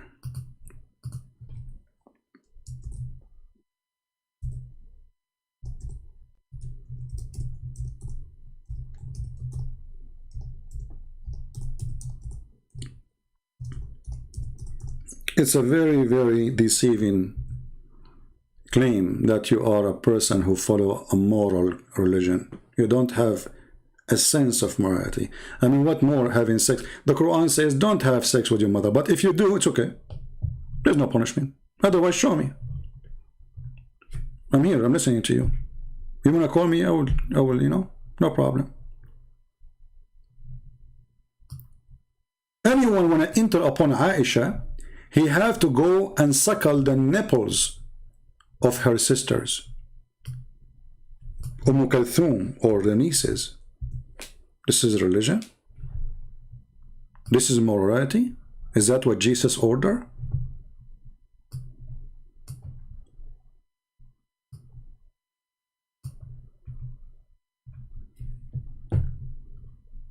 Foxy, are you willing to practice what your prophet taught you, that you will give your nipples to anyone?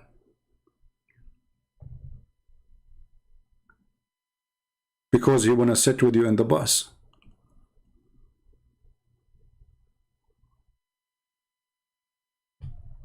Okay, hold on. Mustafa, he speak. Just to show you how smart Muhammadan are. Mustafa, he get me busted. Listen carefully. Thank you, Mustafa, for what you posted. Genius. Genius. Gene and yes together. Look.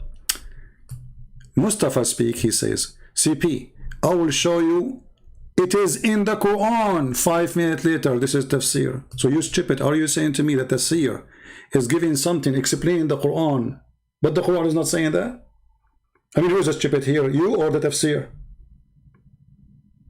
So, if the Quran, if the verse in the Quran explained by Muslim scholar that David have sex with the women and he killed her husband, and you are saying that this is not in the Quran, so why you Muslim explain the Quran by saying that?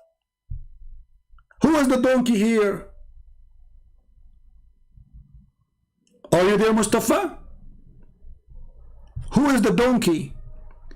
Let us say I say to you, explain to me the verse, and then you say this verse talking about eating zucchini. Okay, but why you are saying this is about eating zucchini if it's not about eating zucchini?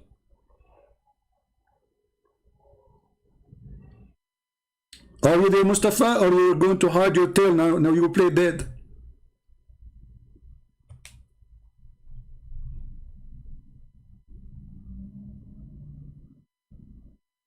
Ahmad saying that somebody, his name is Zachariah, he raped women. Your prophet, he was a rapist. And your prophet, he taught people to beat their wife. In the Quran, chapter 4, verse number 34. And your prophet is the one who commit all the crimes you mention.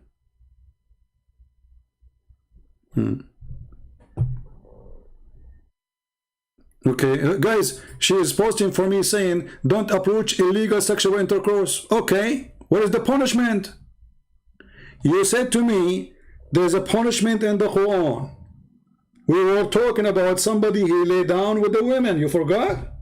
Okay, a man, he lay down with his mother. What is the punishment?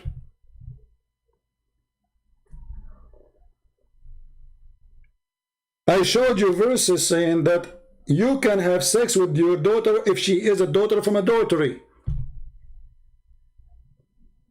Are you there, Foxy? And by the way, Al-Isra is not Al-Isra. This is the chapter of Bani Israel. You must have changed the name later. And I ask you, Muhammad, he had sex with Mary the Copt. How the Quran says don't have sex out of marriage. And do you Muslims even have marriage? What marriage? It's a contract for sex. When you're a prophet, you see, when the Muslim, they say we have legal marriage. What is marriage in Islam? There's no marriage. It is a renting. If we go right now and check what the Muslims say about what they call marriage, let us see. Give me a second. Are you there, Mustafa? 5 minutes later, a Christian Prince, he shows us tafsir. Genius. Idiot. Before we go there, hold on. Is giving your nipples to a strange man, and he is a man, is an act of morality, Foxy? I want your answer before we move to that topic. Foxy, is it an act of morality that you're a prophet ordering you to give your nipples to a stranger? And he's a man. I'm waiting.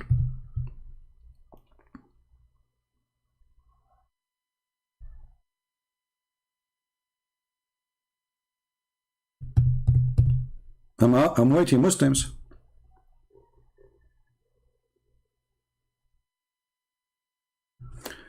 No verse in the Quran says you can sleep with your mother. Stop lying. I just showed you this is the Hanafi, this is the Muslim Sunni. They have 4 sects, and even the Jafari and the Hanafi, and all of them, they agree that there is no, okay, show me the punishment, no problem. Show me the punishment of having sex with your mother in Islam. Guys, is that fair? I showed you your scholar saying there's no penalty for a man having sex with his mother and his daughter and his sister and the niece, and then from his sister, or the niece from his brother. Now show me the penalty for having sex with your mother in the Quran. I can show it to you from the Bible.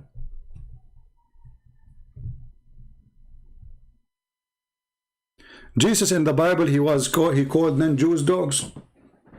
Okay, well, he did not. You are a liar. By the way, your Quran says that we are animals. We won't show you we are the same as cattle.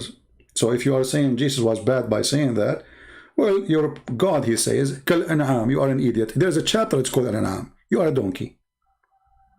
Your prophet, he says, the Jews are the same as donkeys. They carry books, they don't understand it. But the funny, he himself, he cannot read one letter on them. Now let's go back. Foxy, what is the punishment for having sex with your mother? For a man having sex with his mother?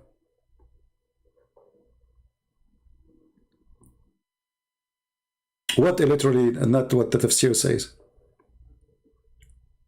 Can't you Muslim make a full sentence?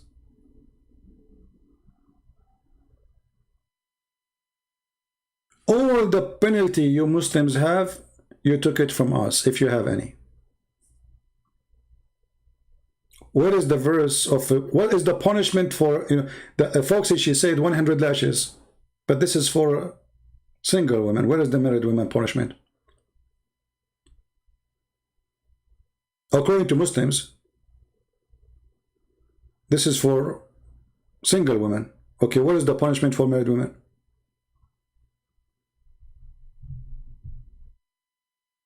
Huh?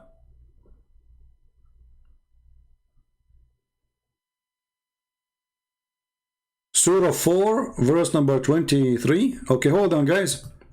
Surah 4, verse 23. Maku, you are an Iraqi. Why you are deleting them? Admin, don't delete people who call me an idiot. Okay, what do you want him to say? He's a Muslim. How I'm going to copy his text now? Each time I want to text somebody, the admins, they delete the guy.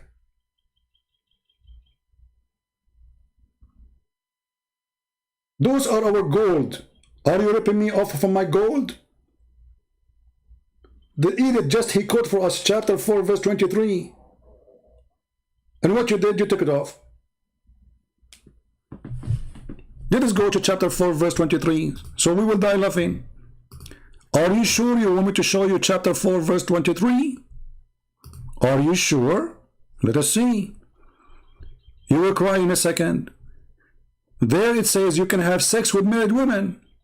Read carefully. It's forbidden for you, your mother, your daughter, your sister. Okay, what is the punishment for raping them or having sex with them? We showed you the scholar saying there's no punishment. It's forbidden for you. But if you do, it's okay. Okay, now let us continue. Verse number 24, and it's forbidden for you married women, except you can have sex with married women.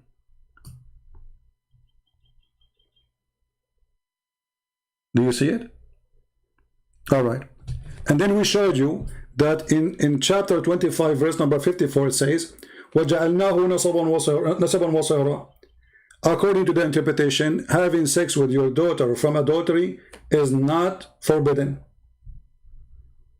So, and it says there, and this is why it doesn't go under the verse, chapter 4, verse number 23. So, you said to me it's forbidden to have sex with your mother, but there is no punishment. Where is the punishment? And then in different verse, you Muslim explains saying, you can have sex with your daughter if she is a daughter from adultery.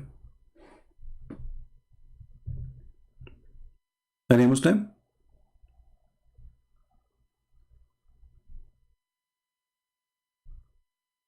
Didn't I show you the reference? It says that you can have sex with your daughter from adultery. Okay, it's forbidden for you to have sex with your daughter, right? Okay, what is the punishment for having sex with your daughter in Islam?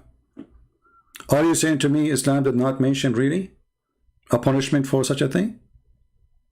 Your God Allah have time to tell us about the ant who spoke to the ants, but he have no time to tell us, okay, what is the punishment for such a thing?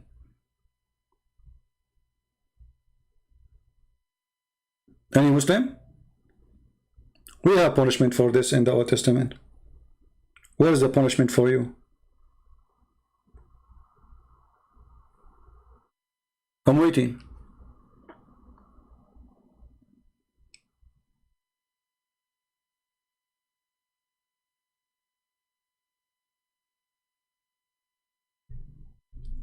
Malik, don't talk about joke, my friend. You are a Muslim and you are talking about a joke. Is it a joke that Allah will make your penis endless? Or this is for real? So you are 5 foot and your penis is in China? How you can walk with it? That is a joke. Not the admins. Actually, the admins, you know, I have to say thanks for them because I'm a very, I'm being aggressive with them. You know, sometimes, you know, I'm losing my patience, but not because they are bad. They are doing their job. People using bad words, they are deleting their comments. But because I'm hungry to you Muslims debating me. Okay, I'm going to open Paltalk. Who wanna call me? Okay, it's a clear says forbidden for you, you stupid idiot. What is the punishment? Are you stupid or what? Where is the punishment for having sex with your mother? It's forbidden for you to have sex. Okay, I show you different verse says you can if she is daughter from adultery. What's wrong with you? As long it's forbidden, that means it should be equal with law. And the law says, if you do this, the punishment is this. But if you say it's forbidden, but there's no penalty, that means this is fiction forbidden. Hey kids, don't eat candies. Okay, are you going to punish us if we eat candies? And then I go quiet. Silence. So I will eat candies. Where is the punishment? Where is the verse in the Quran? It says, if a married woman have sex with married men, punish them. What you were saying? The goat ate it? Why I have to repeat myself 1,000 times? Where is the punishment? Okay, it's forbidden. It's forbidden for you to have sex with your daughter. Why Muhammad, he had sex with his daughter? Zainab bint Jahsh, his daughter-in-law. Are you there?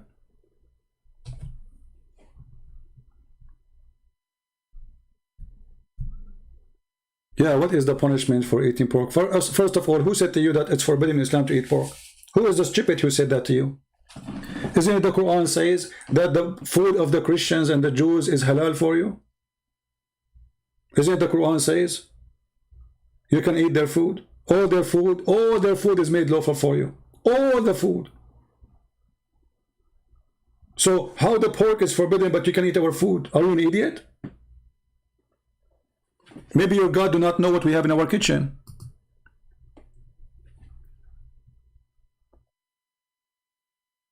Wonderful, guys. Foxy, she got me busted. Look how she got me busted.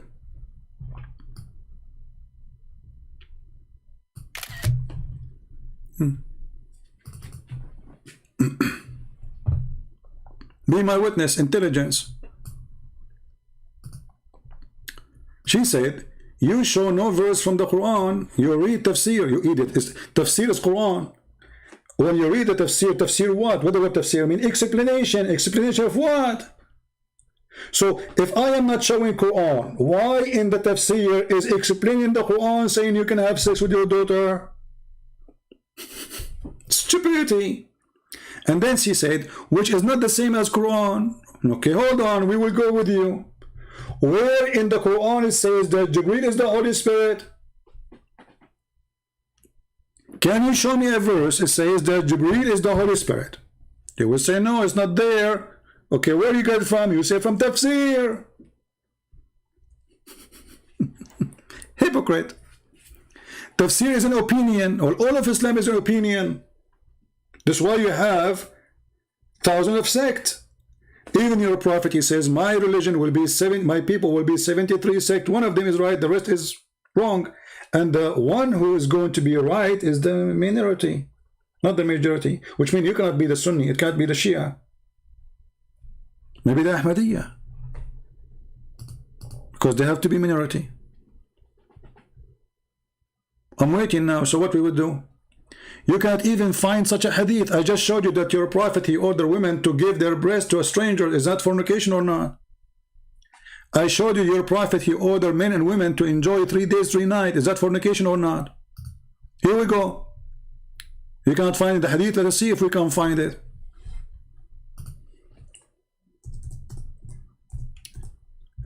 And I will show you even the Muslim false translation. Read carefully. Allah Apostle said, if a man and a woman agree for what? Between two brackets, marry. Where is the word marry in Arabic? It says here, أيما رجل وامرأة وافقا فعشرة ما بينهما 3 أيام. If a man and a woman, they agree to do boom boom for 3 days, 3 nights. If they like to increase, they increase. You are the one who starts speaking about morality. This is your prophet. No, you rely in tafsir. You are a liar. Everything in Islam rely in tafsir. Otherwise, you have no religion. And this is why you. Okay, if you don't rely in tafsir, why you need? Why we have it? Why you have it? Do you see how they lie? They are ashamed of their religion.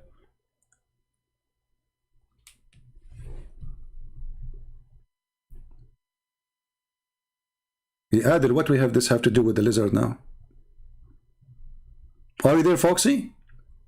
I want you to explain to me how the prophet, he allow you to go in the elevator and somebody asks you to give you $10 and you take off your pants.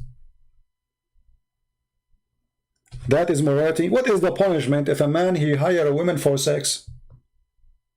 Aren't you the one who says, is that exchange for sex? Isn't it you who starts saying that if a man, he lay down with a woman and he have sex with her, and obviously it's not rape, he have to marry her, but if the family refuse, still he have to pay her dowry. And you are the one who said, is that sex for money exchange? This is your religion. It's sex for money exchange. That's not in the Bible. In the Bible it says if the family refuse to marry the man, still he have to pay her dowry. But in your religion, you can get paid for taking off your panty. It's in front of you.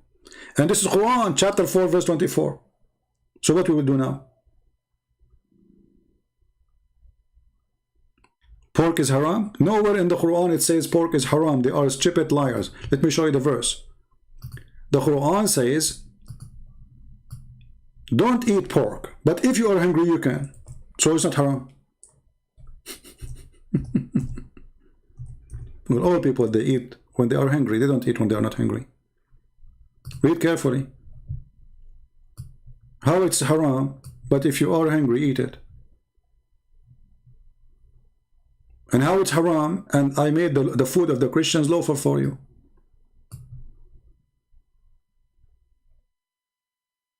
Huh?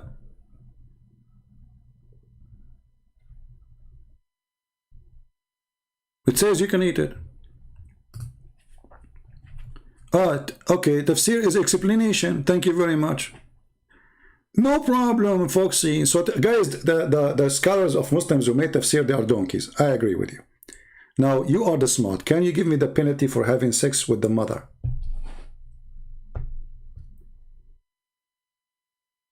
I'm waiting for you. What is the penalty?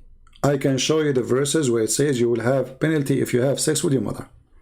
Where is the penalty for having sex with... Forget about having sex with mother. Show me the penalty for having sex with married women in the Quran.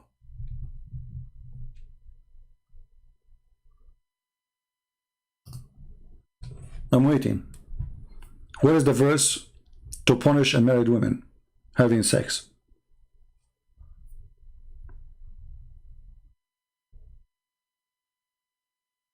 I'm waiting.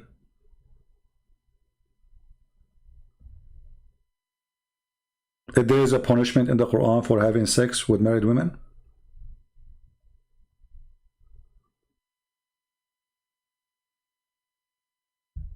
Any Muslim can help?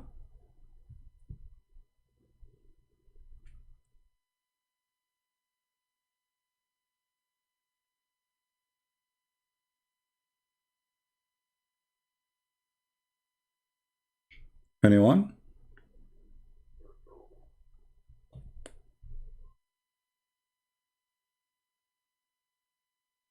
Ben Yehudi, please be careful with your words, my friend. If you want your guys, if you want your words to go through YouTube, don't use bad language.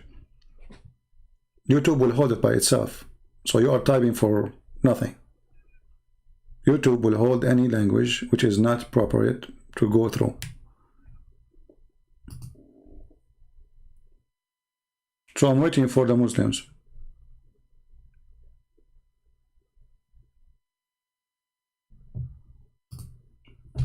Is it morality that a Muslim woman, she is adult, she give her breast to adult man? Is that moral? Is it moral to rent a woman for 1 day or 2 days? If we ask the Muslims, okay, explain to us the muta.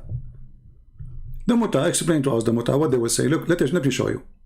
You will die laughing.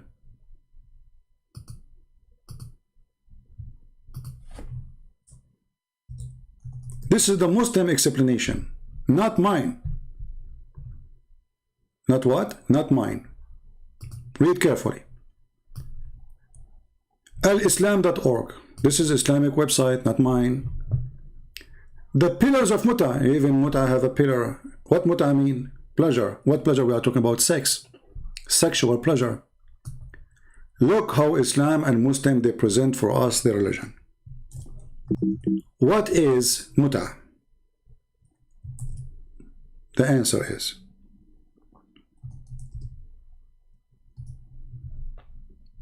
read carefully. In some work, a special term is applied to women who participate in muta. Mustajra, in Arabic, mustajra mean rented. Rented women. Are you, Foxy, available for rent? Foxy, are you available for rent? If you are, put your phone number. This is religion and this is morality. Rented women.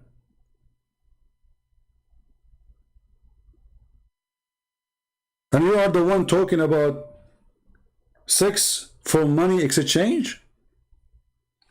And look what it says here. Muta is considered as a kind of rental because general man's basic aim is the kind of this marriage. Marriage is a sexual enjoyment of the women, and in return of his enjoyment, the women receive certain amount of money or property. Do you see it? Foxy, you are a very decent woman. You are a Muslim. Do you practice renting? Do you have like an office we can contact or something? If I go right now to Indonesia, shall I open a renting office for muta?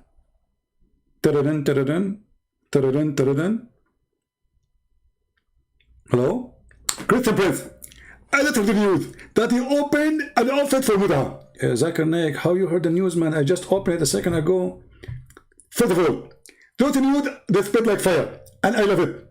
Actually, I'm going to be your first customer. Okay, hold on, Zakir Naik. First of all, you are in different country.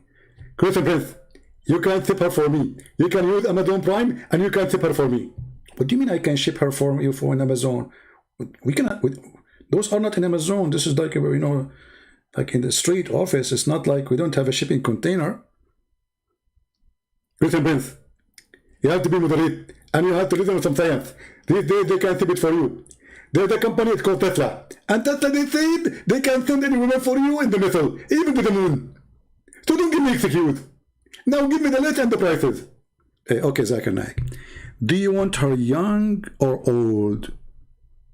Skinny or big and beautiful? Do you want her bald or with long hair? And for how many hours? This is religion. Christian Prince, first of all, you are stupid. This is a very decent behavior. If a Muslim is a honey, and he's going to have sex, instead of going to the mosque, they are things already. Hey, Zakir, I did not hear the last part. First of all, I don't understand one thing. Secondly, the Prophet said, so if the Prophet said, obviously it's good. Are you there, Foxy? Zakir Naik on the phone. Do you want us to give him your name?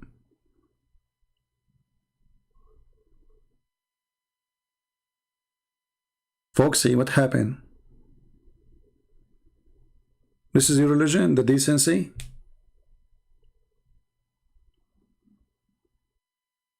You want to participate? Do you like to put your name there in the list? Read carefully. Some people saying that. In some works, special term is applied. It's a work. You see, look at this. It's a work in some work. Is this a Christian Prince website? No. Is that a Christian Prince saying it? No. It's your religion.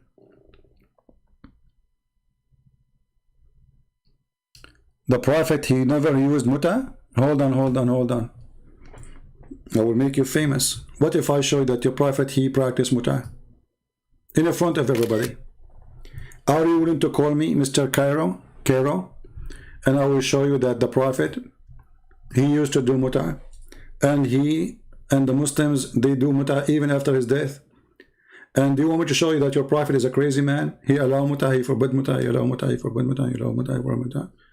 And obviously after he died, the Muslim, they practice, the Caliphate, they practice even after his death. So how it's forbidden?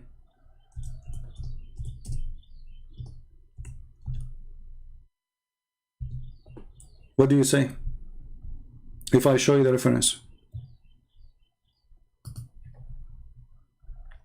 And if the muta is bad and your Prophet forbid it, how he allowed it? It's Quran. How you can forbid Quran? Was Muhammad correcting Allah? Then let me show you that your Prophet, he did muta. Let us go to the hadith so we can laugh.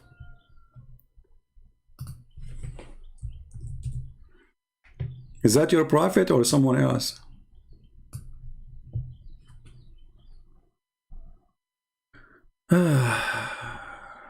Look at the fast translation. Where is Hajj Tamattu? Where is it? Says we practice the muta with the Prophet.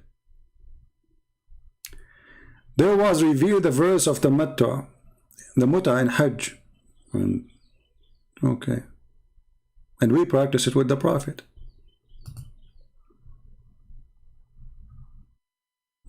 By the way, here it doesn't even say anything about Hajj. It says قد أنزلت آية المتعة في كتاب الله ففعلناها مع رسول الله. The muta came down in the book of Allah and we practice it with the Prophet. Is that like a sex group or something? Group sex? So what do you mean he did not practice it? And even it says وَلَمْ يَنزِلْ Quran, and no Quran came to forbid it.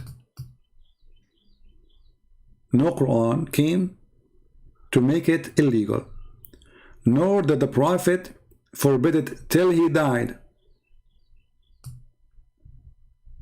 Do you see it? He did not forbid it. So what we would know?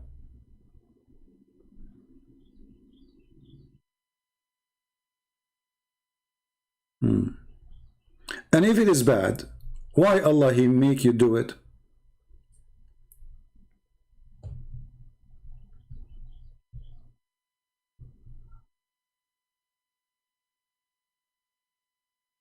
I mean, it's bad, right?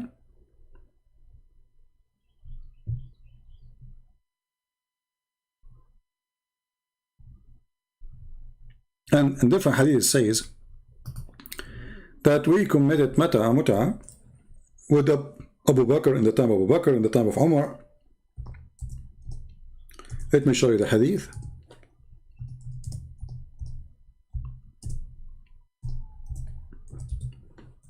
I mean, look at them. They are the one who came to us to speak about morality, and now they are trying to run away. All right, let us see.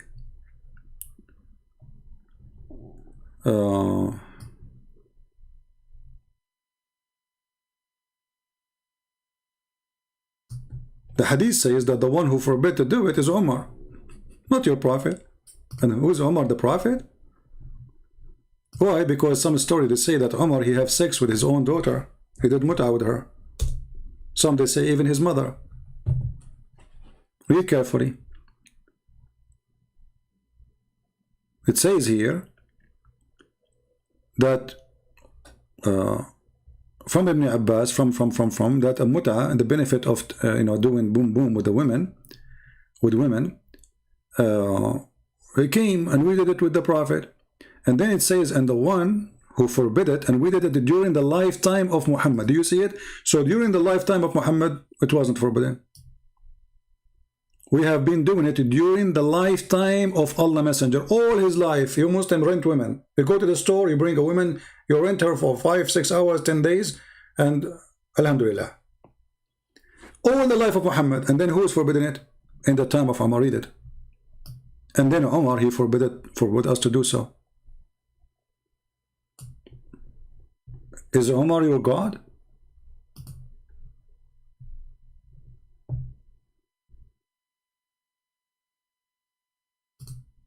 Any Muslim?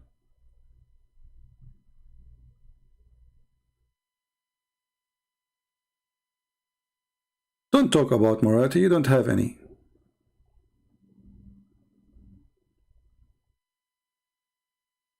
Anyone have an answer? Refute me, we'll go, no problem. Well, you want to show me a hadith that it's forbidden? So, what is this?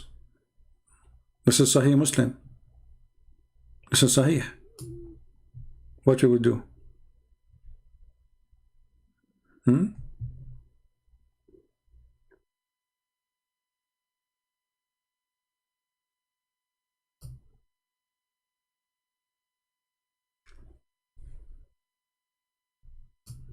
Any Muhammadan?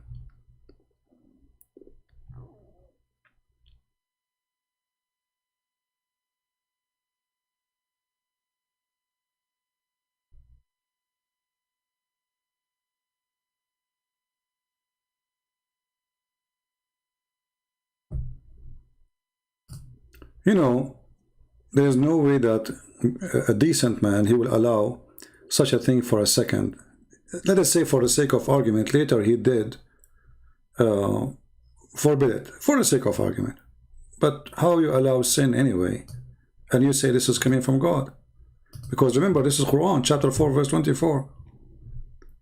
So Allah have a chapter to allow fornication. And this fornication is not even girlfriend, boyfriend. It is prostitution. Because you are paying the women for the sex. It's not a man and women, like they like each other and they sleep with each other. Okay, boyfriend, girlfriend. No. It's a fornication for business. I say to Jabir, blah blah blah blah blah blah blah blah blah blah blah blah blah, okay, about the issue of muta, blah blah blah blah, that we did it with the Prophet, and then when the Caliphate, you know, we did the muta with the Prophet, and we did it in the time of Abu Bakr, and we did it in the time of Umar. Read carefully. تمتعنا مع رسول الله صلى الله عليه وسلم. Read if you know Arabic. قال عفان مع أبي بكر فلما ولي عمر رضي الله عنه خطب للناس فقال إن القرآن هو القرآن. He said to them, Quran is Quran.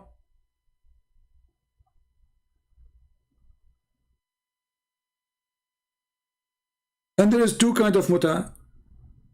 One is for Hajj and one the muta for women, which is stupid to say anyway. Okay. It's Quran. What we would do now? The Caliphate, he said, the Quran is still a Quran. Okay, the Quran says do muta. The Messenger of Allah is the Messenger of Allah. Okay, we knew that. Thank you very much for telling us. And there was two muta at that time of the Messenger of Allah. One of them was the muta of Hajj, i.e. tanfit or stupid, and the other is muta of women. In the time of the Prophet, he's saying that, which means always in the life of Muhammad, never forbidden.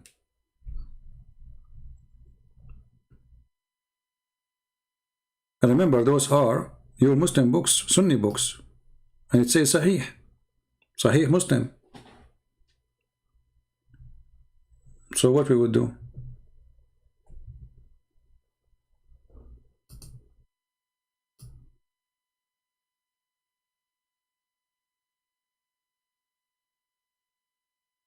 In different hadith it says that we did muta in the time of Abu Bakr, and almost half of the time of Umar was a caliphate, which means half time passed and still Umar practicing muta.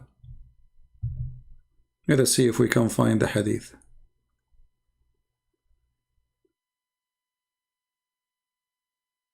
This is the same one.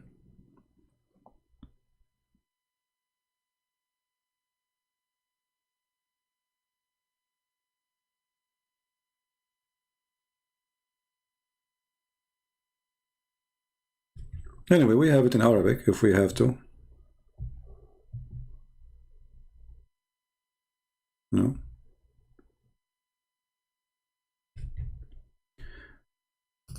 The question is, those who speak about morality, where was the morality of Allah when He allowed women to rent their private part?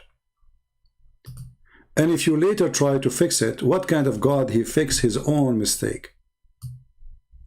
Did Allah make a mistake by allowing the muta, which is a prostitution, officially, legally practiced, and yet you call it marriage?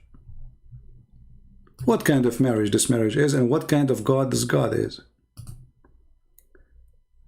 And what kind of religion with no shame they say this is rented women?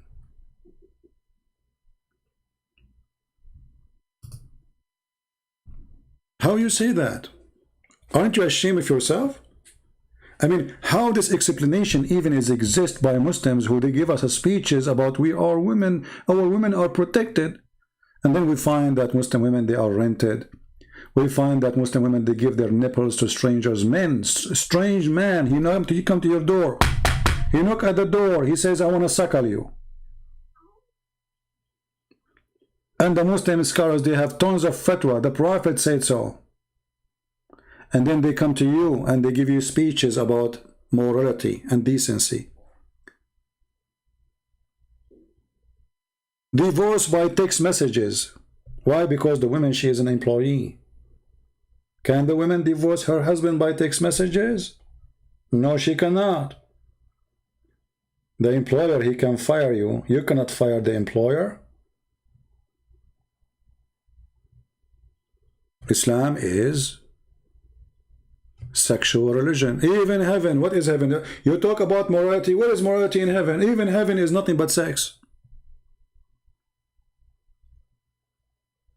Even your heaven is nothing but filth. They said to the Prophet, how we are going to have sex in the heaven? He said, Dahman, Dahman. Do you know what Dahman, Dahman mean? You push hard, hard. How hard, Prophet? He said, Dahman, Dahman.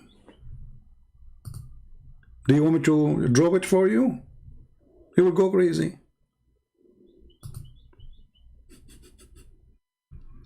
Question, brother. Nikah al-mu'minina azwajahum fi jannah. You see the Muslim, they remember they said to us the word nikah mean marrying? Look what it says. To do nikah to your wife. Okay, she is your wife. How would you nikah to her? If the word nikah mean marriage, then this is stupid Arabic then. It says nikah al-mu'minina azwajahum fi jannah. That's mean nikah mean to F them. So question. What is the explanation for this hadith reported by the Prophet?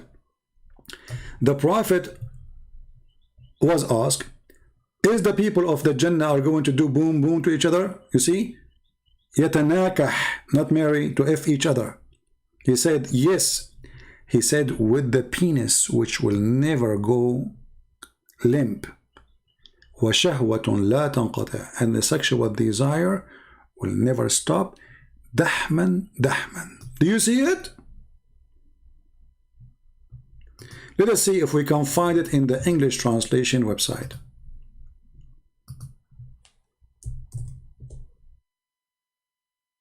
We cannot find it here. Then we have to use and by the way, this is Sahih. We have to use Google Translation. Let us do that. Google Translation. First, let me post the link for you. Hold on. Give me a second. I need to shorten the link because it have in the title it have Arabic and YouTube will not accept it. Link shorten. Morality, morality, brother. This is a religion of morality. A prophet is asking him, are we going to F each other there? Prophet said yes. Alhamdulillah. A lot of effing. He never stopped doing boom boom. And how we would do it, Prophet? Dahman, Dahman. That's deep. That's very deep. You must be proud. You know, if I'm a Muslim, I will be proud now. Here we go. This is the link, shortened link for the hadith, for the website. This is, remember, this is a scholar. They're asking a question. Okay, are they going to F each other in the heaven? The answer. Let us put it there, and now we will use the translation by Prophet Google, peace be upon him. We start from the title, just to show you that the word nikah does not mean marriage, proving the liars. Here we go. It says, Nikahul mu'minin azwajahum fil jannah. You see that the Google translation would translate the word nikah as marriage, because this is what the Muslim claim. So this is the normal translation of Google, but it doesn't make sense. You don't marry your wife in heaven. If the word nikah mean marry, then the title will be marrying your wife in heaven. You don't do that. It says nikahul mu'min, which means if in each other. And the hadith will explain it. Read carefully. Translate using Google. Okay. It says here, believer marry their spouse in heaven. Yeah. Does it say that? No, it says marry. It says to if them. How we can prove it? Read carefully. They asked the Prophet, are we going to have sexual intercourse? This is the question. So here the translation is wrong. Correct? Are they going to have sexual intercourse, not marry? Nikah. So the question is, are we going to do nikah to our women in heaven? He said, yes. With a male member, we will never get limp, will never go soft, and a lust will never cease. Do you see it? Shahwa, lust. Perfect translation. And he continues saying, Dahman, Dahman. Here the translation is stupid. It's saying blood, blood. No. Dahman, Dahman. I will make the sound and you imagine it without speaking dirty, please. That is Dahman, Dahman. This is your religion? And then the answer, thanks to Allah. Yes, this hadith is sahih.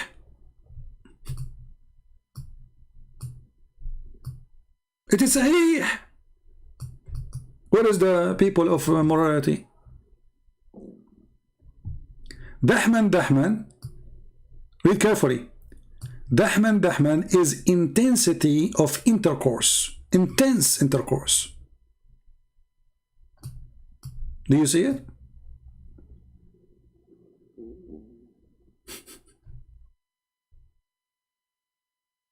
Here, Dahman mean to if her. The translation says to marry her. But as you see, it says intercourse. So what the Muslims, they say that the word nikah mean to marry, it's a lie. To if her.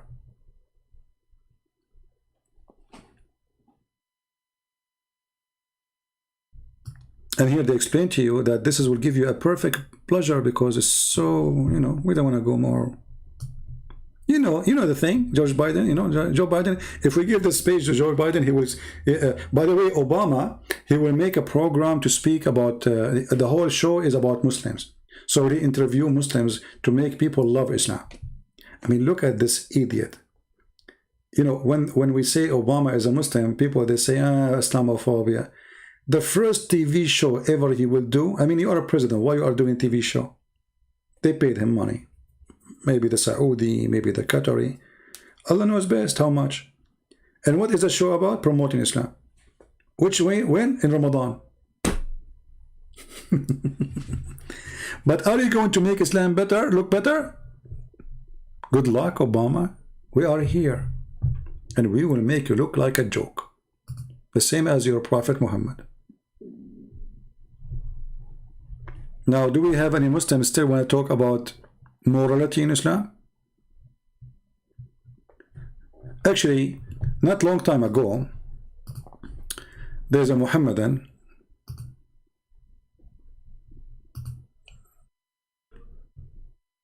He called me and we spoke about what the tafsir is saying about sex in heaven, where it says that you can have sex with your mother, your daughter, your sister. I don't know if anyone remember it.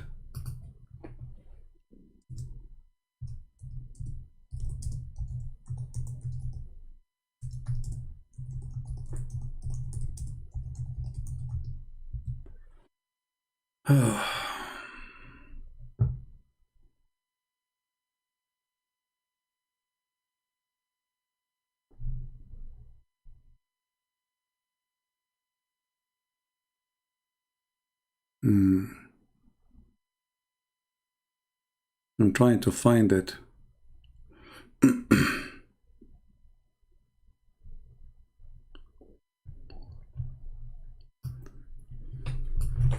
He said, yes, so what if having sex? The Quran says whatever you wish.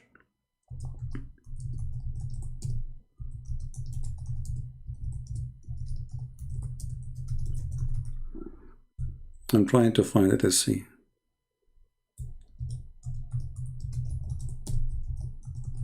He said, what part you don't understand, Christian Prince?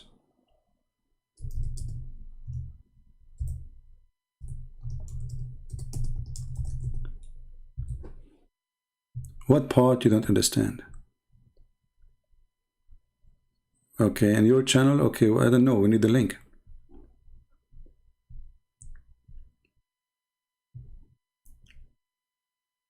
Can you give me the title?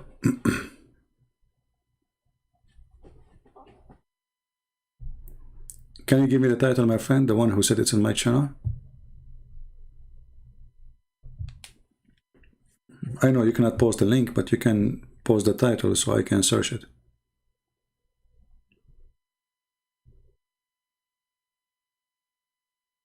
Yeah, saq mean leg. Saq mean leg. The word saq mean leg. Mean leg.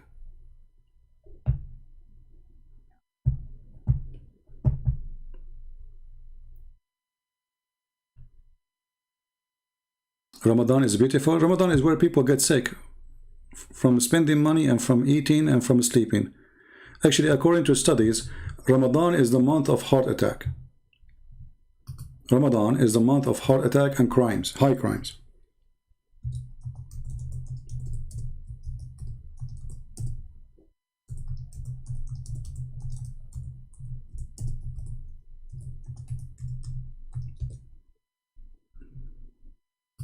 Hmm?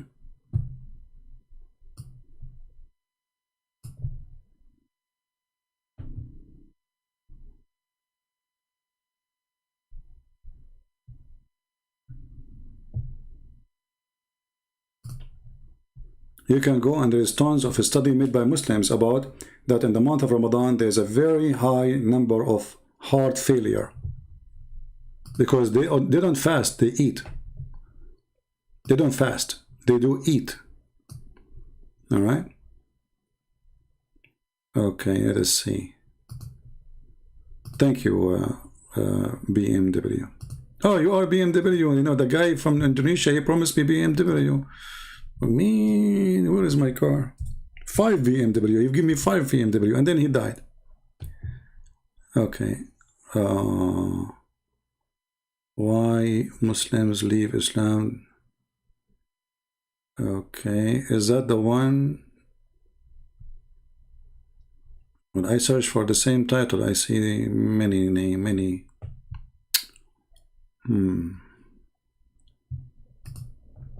Which video is that? I know there's many videos. Is that the one? The one at the top? It says Vice News? No. Which one?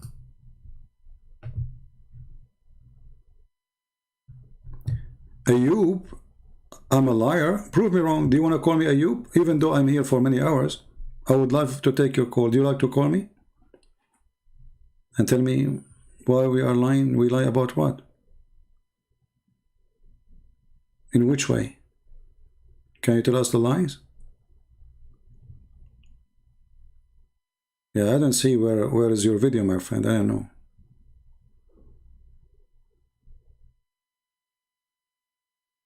Yeah. Anyway, in this video, he said, so what if a man have sex with his mother? The Quran says, everything you wish, anything you wish. Anything you wish. In Islam, it's not a secret. Islam disrespect women and even disrespect men. Because this God, he made our existence for one purpose. It's called penis and vagina. Animals. That's what animals do. Eat, have sex. Eat, have sex. What do you do in heaven? Sex. What do you do? Sex. Nothing else. Discussion with CP. Okay, I missed that part. Hold on. Let me search for it. Thank you, BMW, again.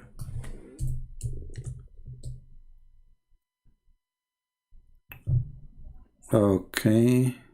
Okay. Is that the one you have a fruit, a grapefruit in the title? All right.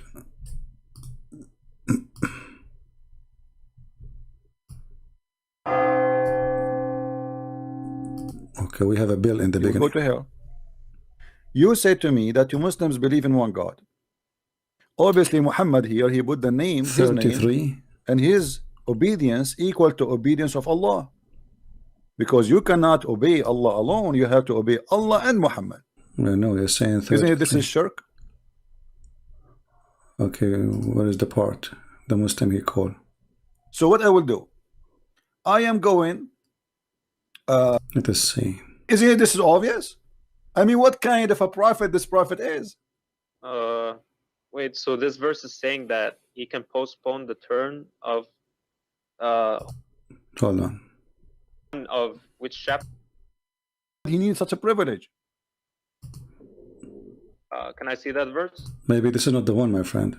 When he is doing ihram, he can have sex, but Muslims cannot. التاسع سقوط القسم بين الأزواج. He used to take an oath. Number 9, Let us see. he asked God for forgiveness. He did not say that God told me to look at this woman and sleep with her.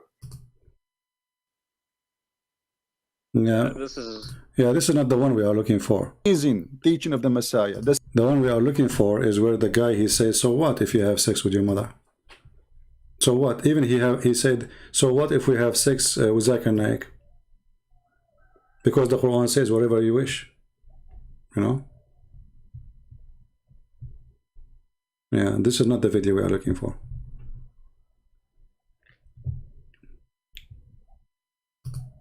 Unless at the end we have the caller. He said, forgive to all. Let's see. Child of God does not mean that God has. All right, this is another one. Anyway,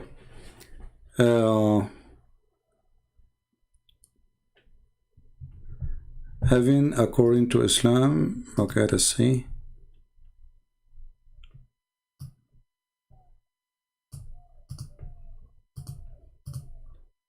Give me a second.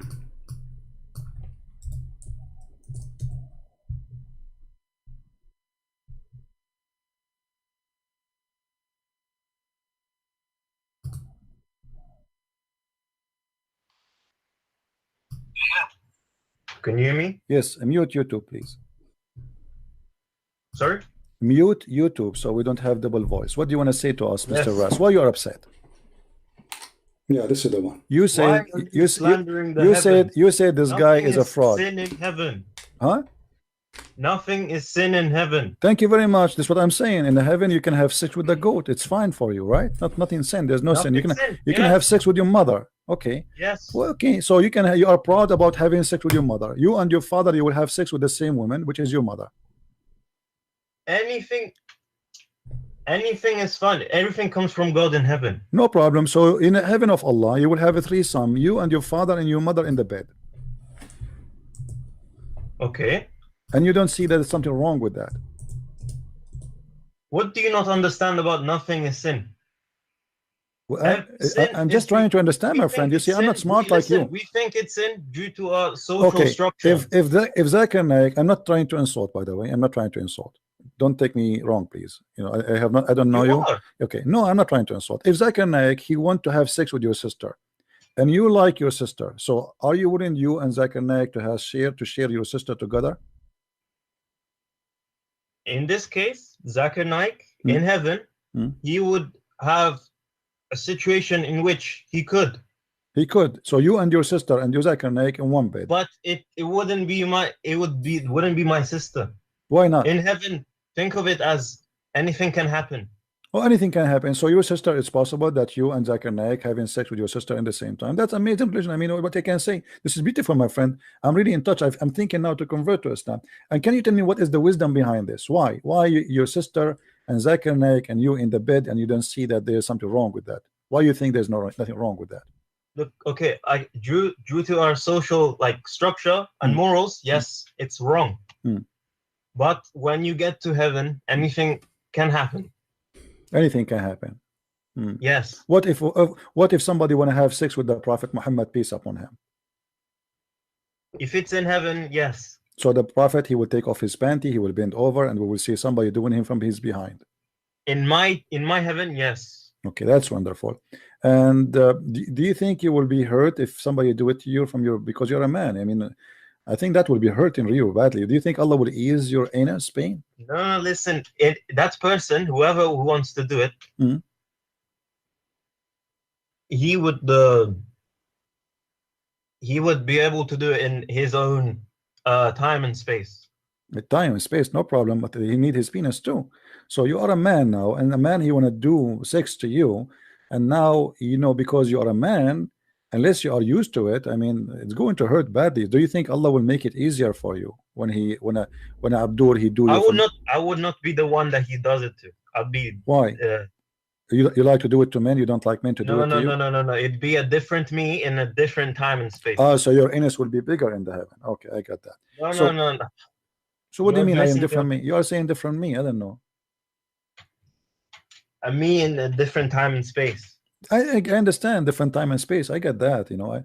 Okay, explain to us different time and space. What does that mean? Let us see what you're trying to say.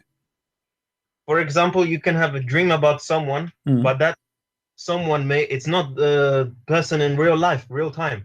Oh, okay. So you can dream about someone, not necessarily he's from real time, but he will become real for you, right? Yes. Okay. So what if you dream about something real? You can dream about someone real, right? Yeah. Yeah. Yes. Okay. So if you have a dream that you have sex with Muhammad Ali Clay. Yes. My answer is yes. I just explained to you. Look like you are waiting for it, like because you said like yeah, yes, like wow, man. Sorry. Mute. Did you notice what he said? Oh yeah, yes. Yeah, yes, yeah. Oh boy.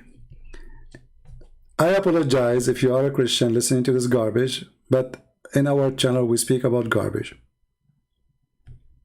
Sadly, this is my job, to speak about the garbage of Islam. This is Islam. A guy, he's calling me a fraud. Look, he was going crazy. This guy keep calling me fraud, liar, blah blah blah blah, and he wanna talk to me. I wanna get you busted, and now he get me busted. Can you hear me? Yes, mute YouTube, please. Sorry? Mute YouTube so we don't have double voice. What do you want to say to us, Mr. Yes. Ras? Why you are upset? You Why said are you slandering the you said this guy Nothing is a fraud. Sin in heaven. Huh? Nothing is sin in heaven. Thank you very Yeah. So he was calling me all kind of names, and now he called me and he got me busted. By the way, I don't see many people downloading the video. Please download it, change the title, make it something else, like explain more, you know. Use your imagination. I'm not going to tell you what to do.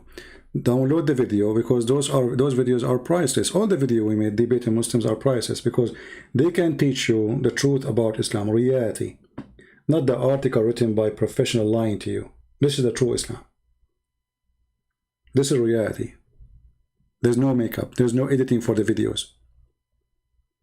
This is real. You know, those who go and make a video, like there's a guy, he says 10 facts about Islam, and all the lies come. And they spend like 10 hours making that video, and the video is, you know, 5 stupid minutes. None of them is true.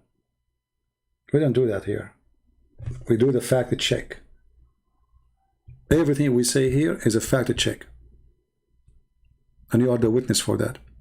And now later watch what a Muslim will say. You did not answer us. After all of this, how long we are here? You did not answer us. I'm here for 3 hours, 14 minutes. Yesterday for almost 4 hours. And by the way, there's a guy, he says, who in the world can watch for hours? And here you notice how people, they are ungrateful. I mean, I spend, my back is hurting. I have a pain in my muscles already. I told you before. You know, I was doing some sport, speaking to Allah, jumping in the air, you know, doing like karate,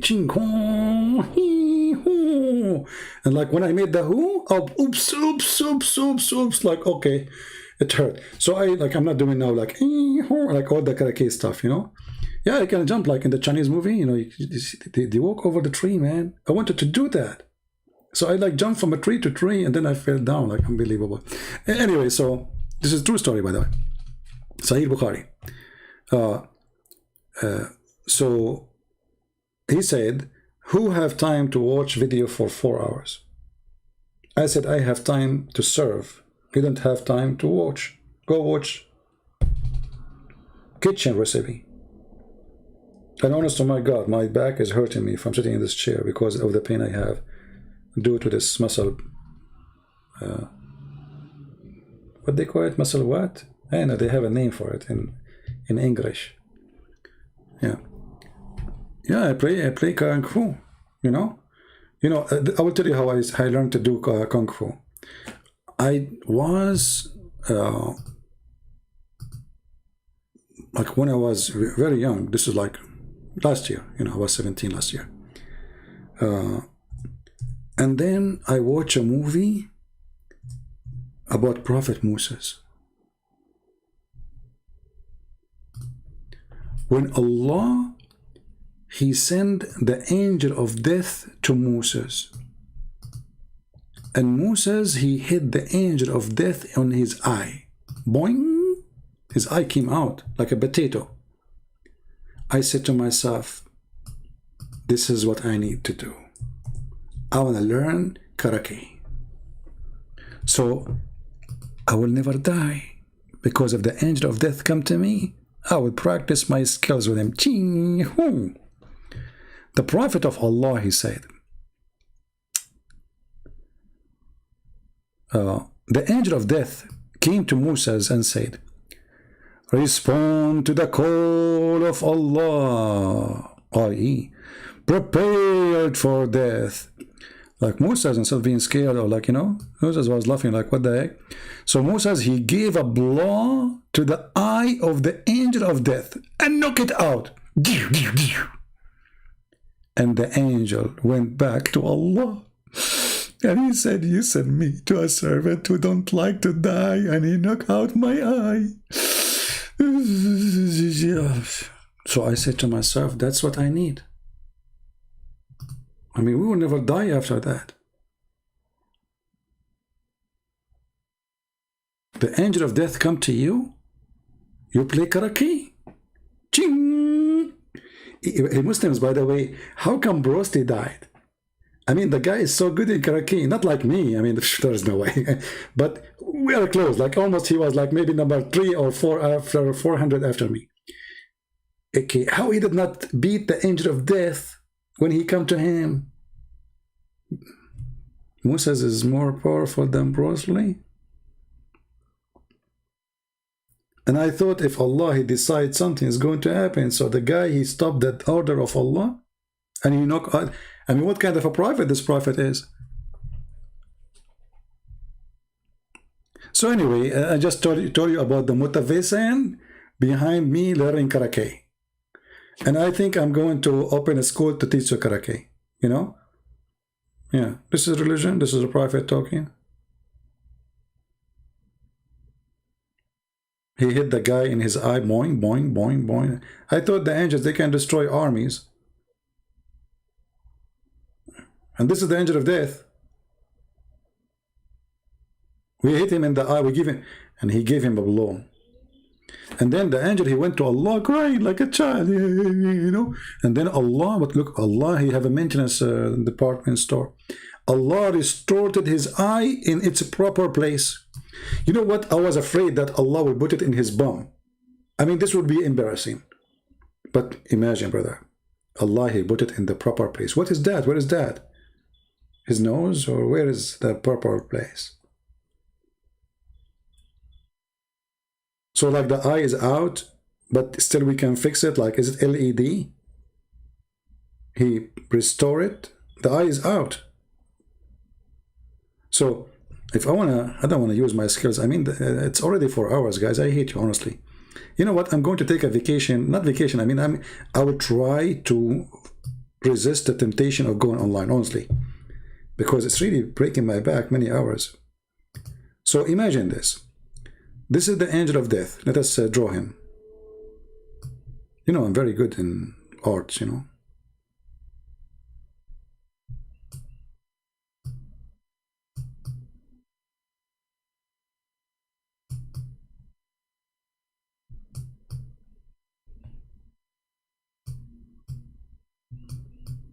Amazing.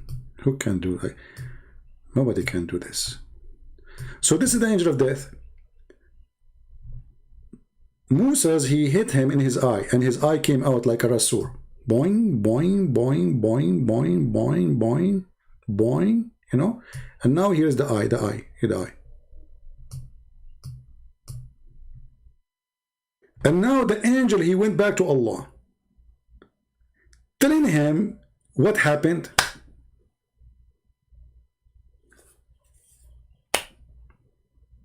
And Allah, he put the rasoor inside again, brother. I hope now you understand the story, and it means good. I mean, it's true story.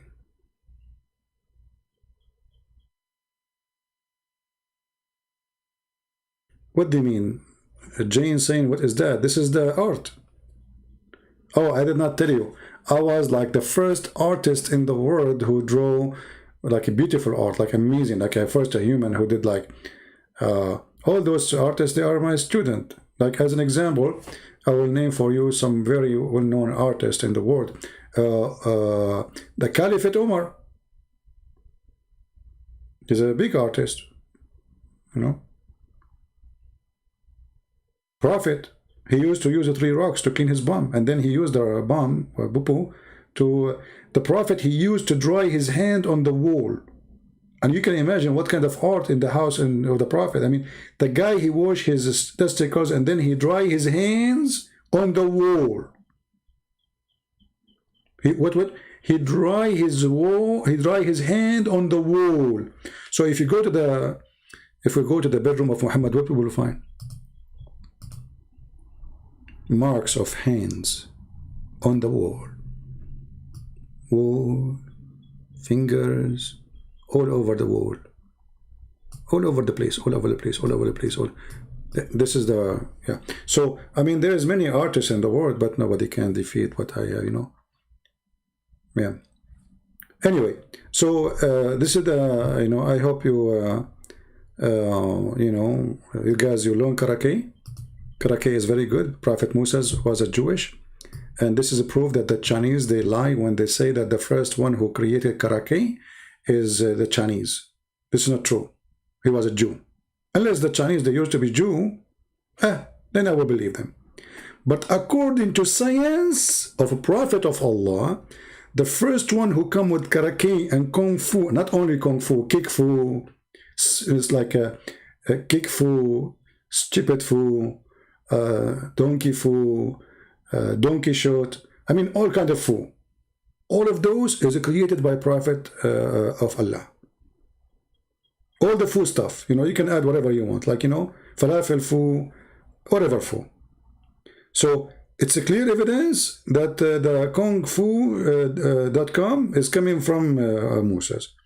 And Musa's, you can imagine here, when the angel of death, he came to him, Musa's, he was laughing, like he's looking at him like, Habibi, angel, Habibi, you have no idea, Habibi, you are dealing with who, Habibi.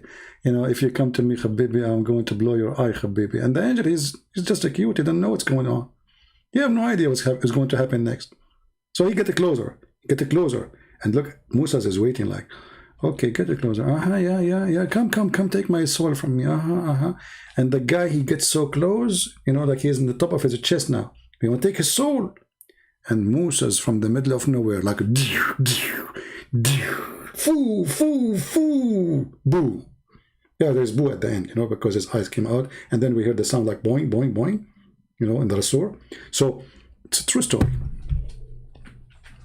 This is a very true story, and if you don't believe it, the believers will chase you. Who dare, actually, imagine if you are a Muslim who live in the Middle East and you say, I don't believe this. This is the last day in your life. Very terrorist religion, you know. Who dare to say, I don't believe it? Who? All right. Now, you know what? I'm going to take, I will take off for tomorrow, the day after. Maybe I come back by Friday. Let me see how much I can resist coming here and answering the stupid comment. You know what? I think I should disable the comments, because this is what making me come back. I mean, I don't know what to do. Help! Kung Fu! All right, guys. Thank you very much for being here. May the Lord bless you all. Love the Muslims, but don't hate them, but for sure don't and never stop exposing the cult of Islam. Islam is a fake, false religion. It's not a religion. It's a collection of fiction, stupid stories. They speak too much about morality, but Islam is zero morality. They speak about decency. Islam don't teach decency. What Muhammad, he created are rules to practice sin, not to practice decency. As we showed you, mut'ah, dahman, sex in heaven, sex with your mother, sex with your daughter. He even himself, he practiced that. He have sex with his daughter-in-law. So Islam is not as far away from decency. Islam is the opposite. Everything Muhammad he taught is totally against the teaching of Christ. So with the Christ's name, we clean all the dirt we spoke about. With the Christ's name, let us cleanse the garbage we throw on the table, so we can go in peace. And those who need to sleep, sleep in peace and have a good time. Pray to the Lord to keep you all safe and healthy and wealthy. And the Lord is your provider. May the Lord provide your family, provide your house, provide your wife, your daughter, your son with what they need, and the health and the protection. With the peace of the Lord will leave you.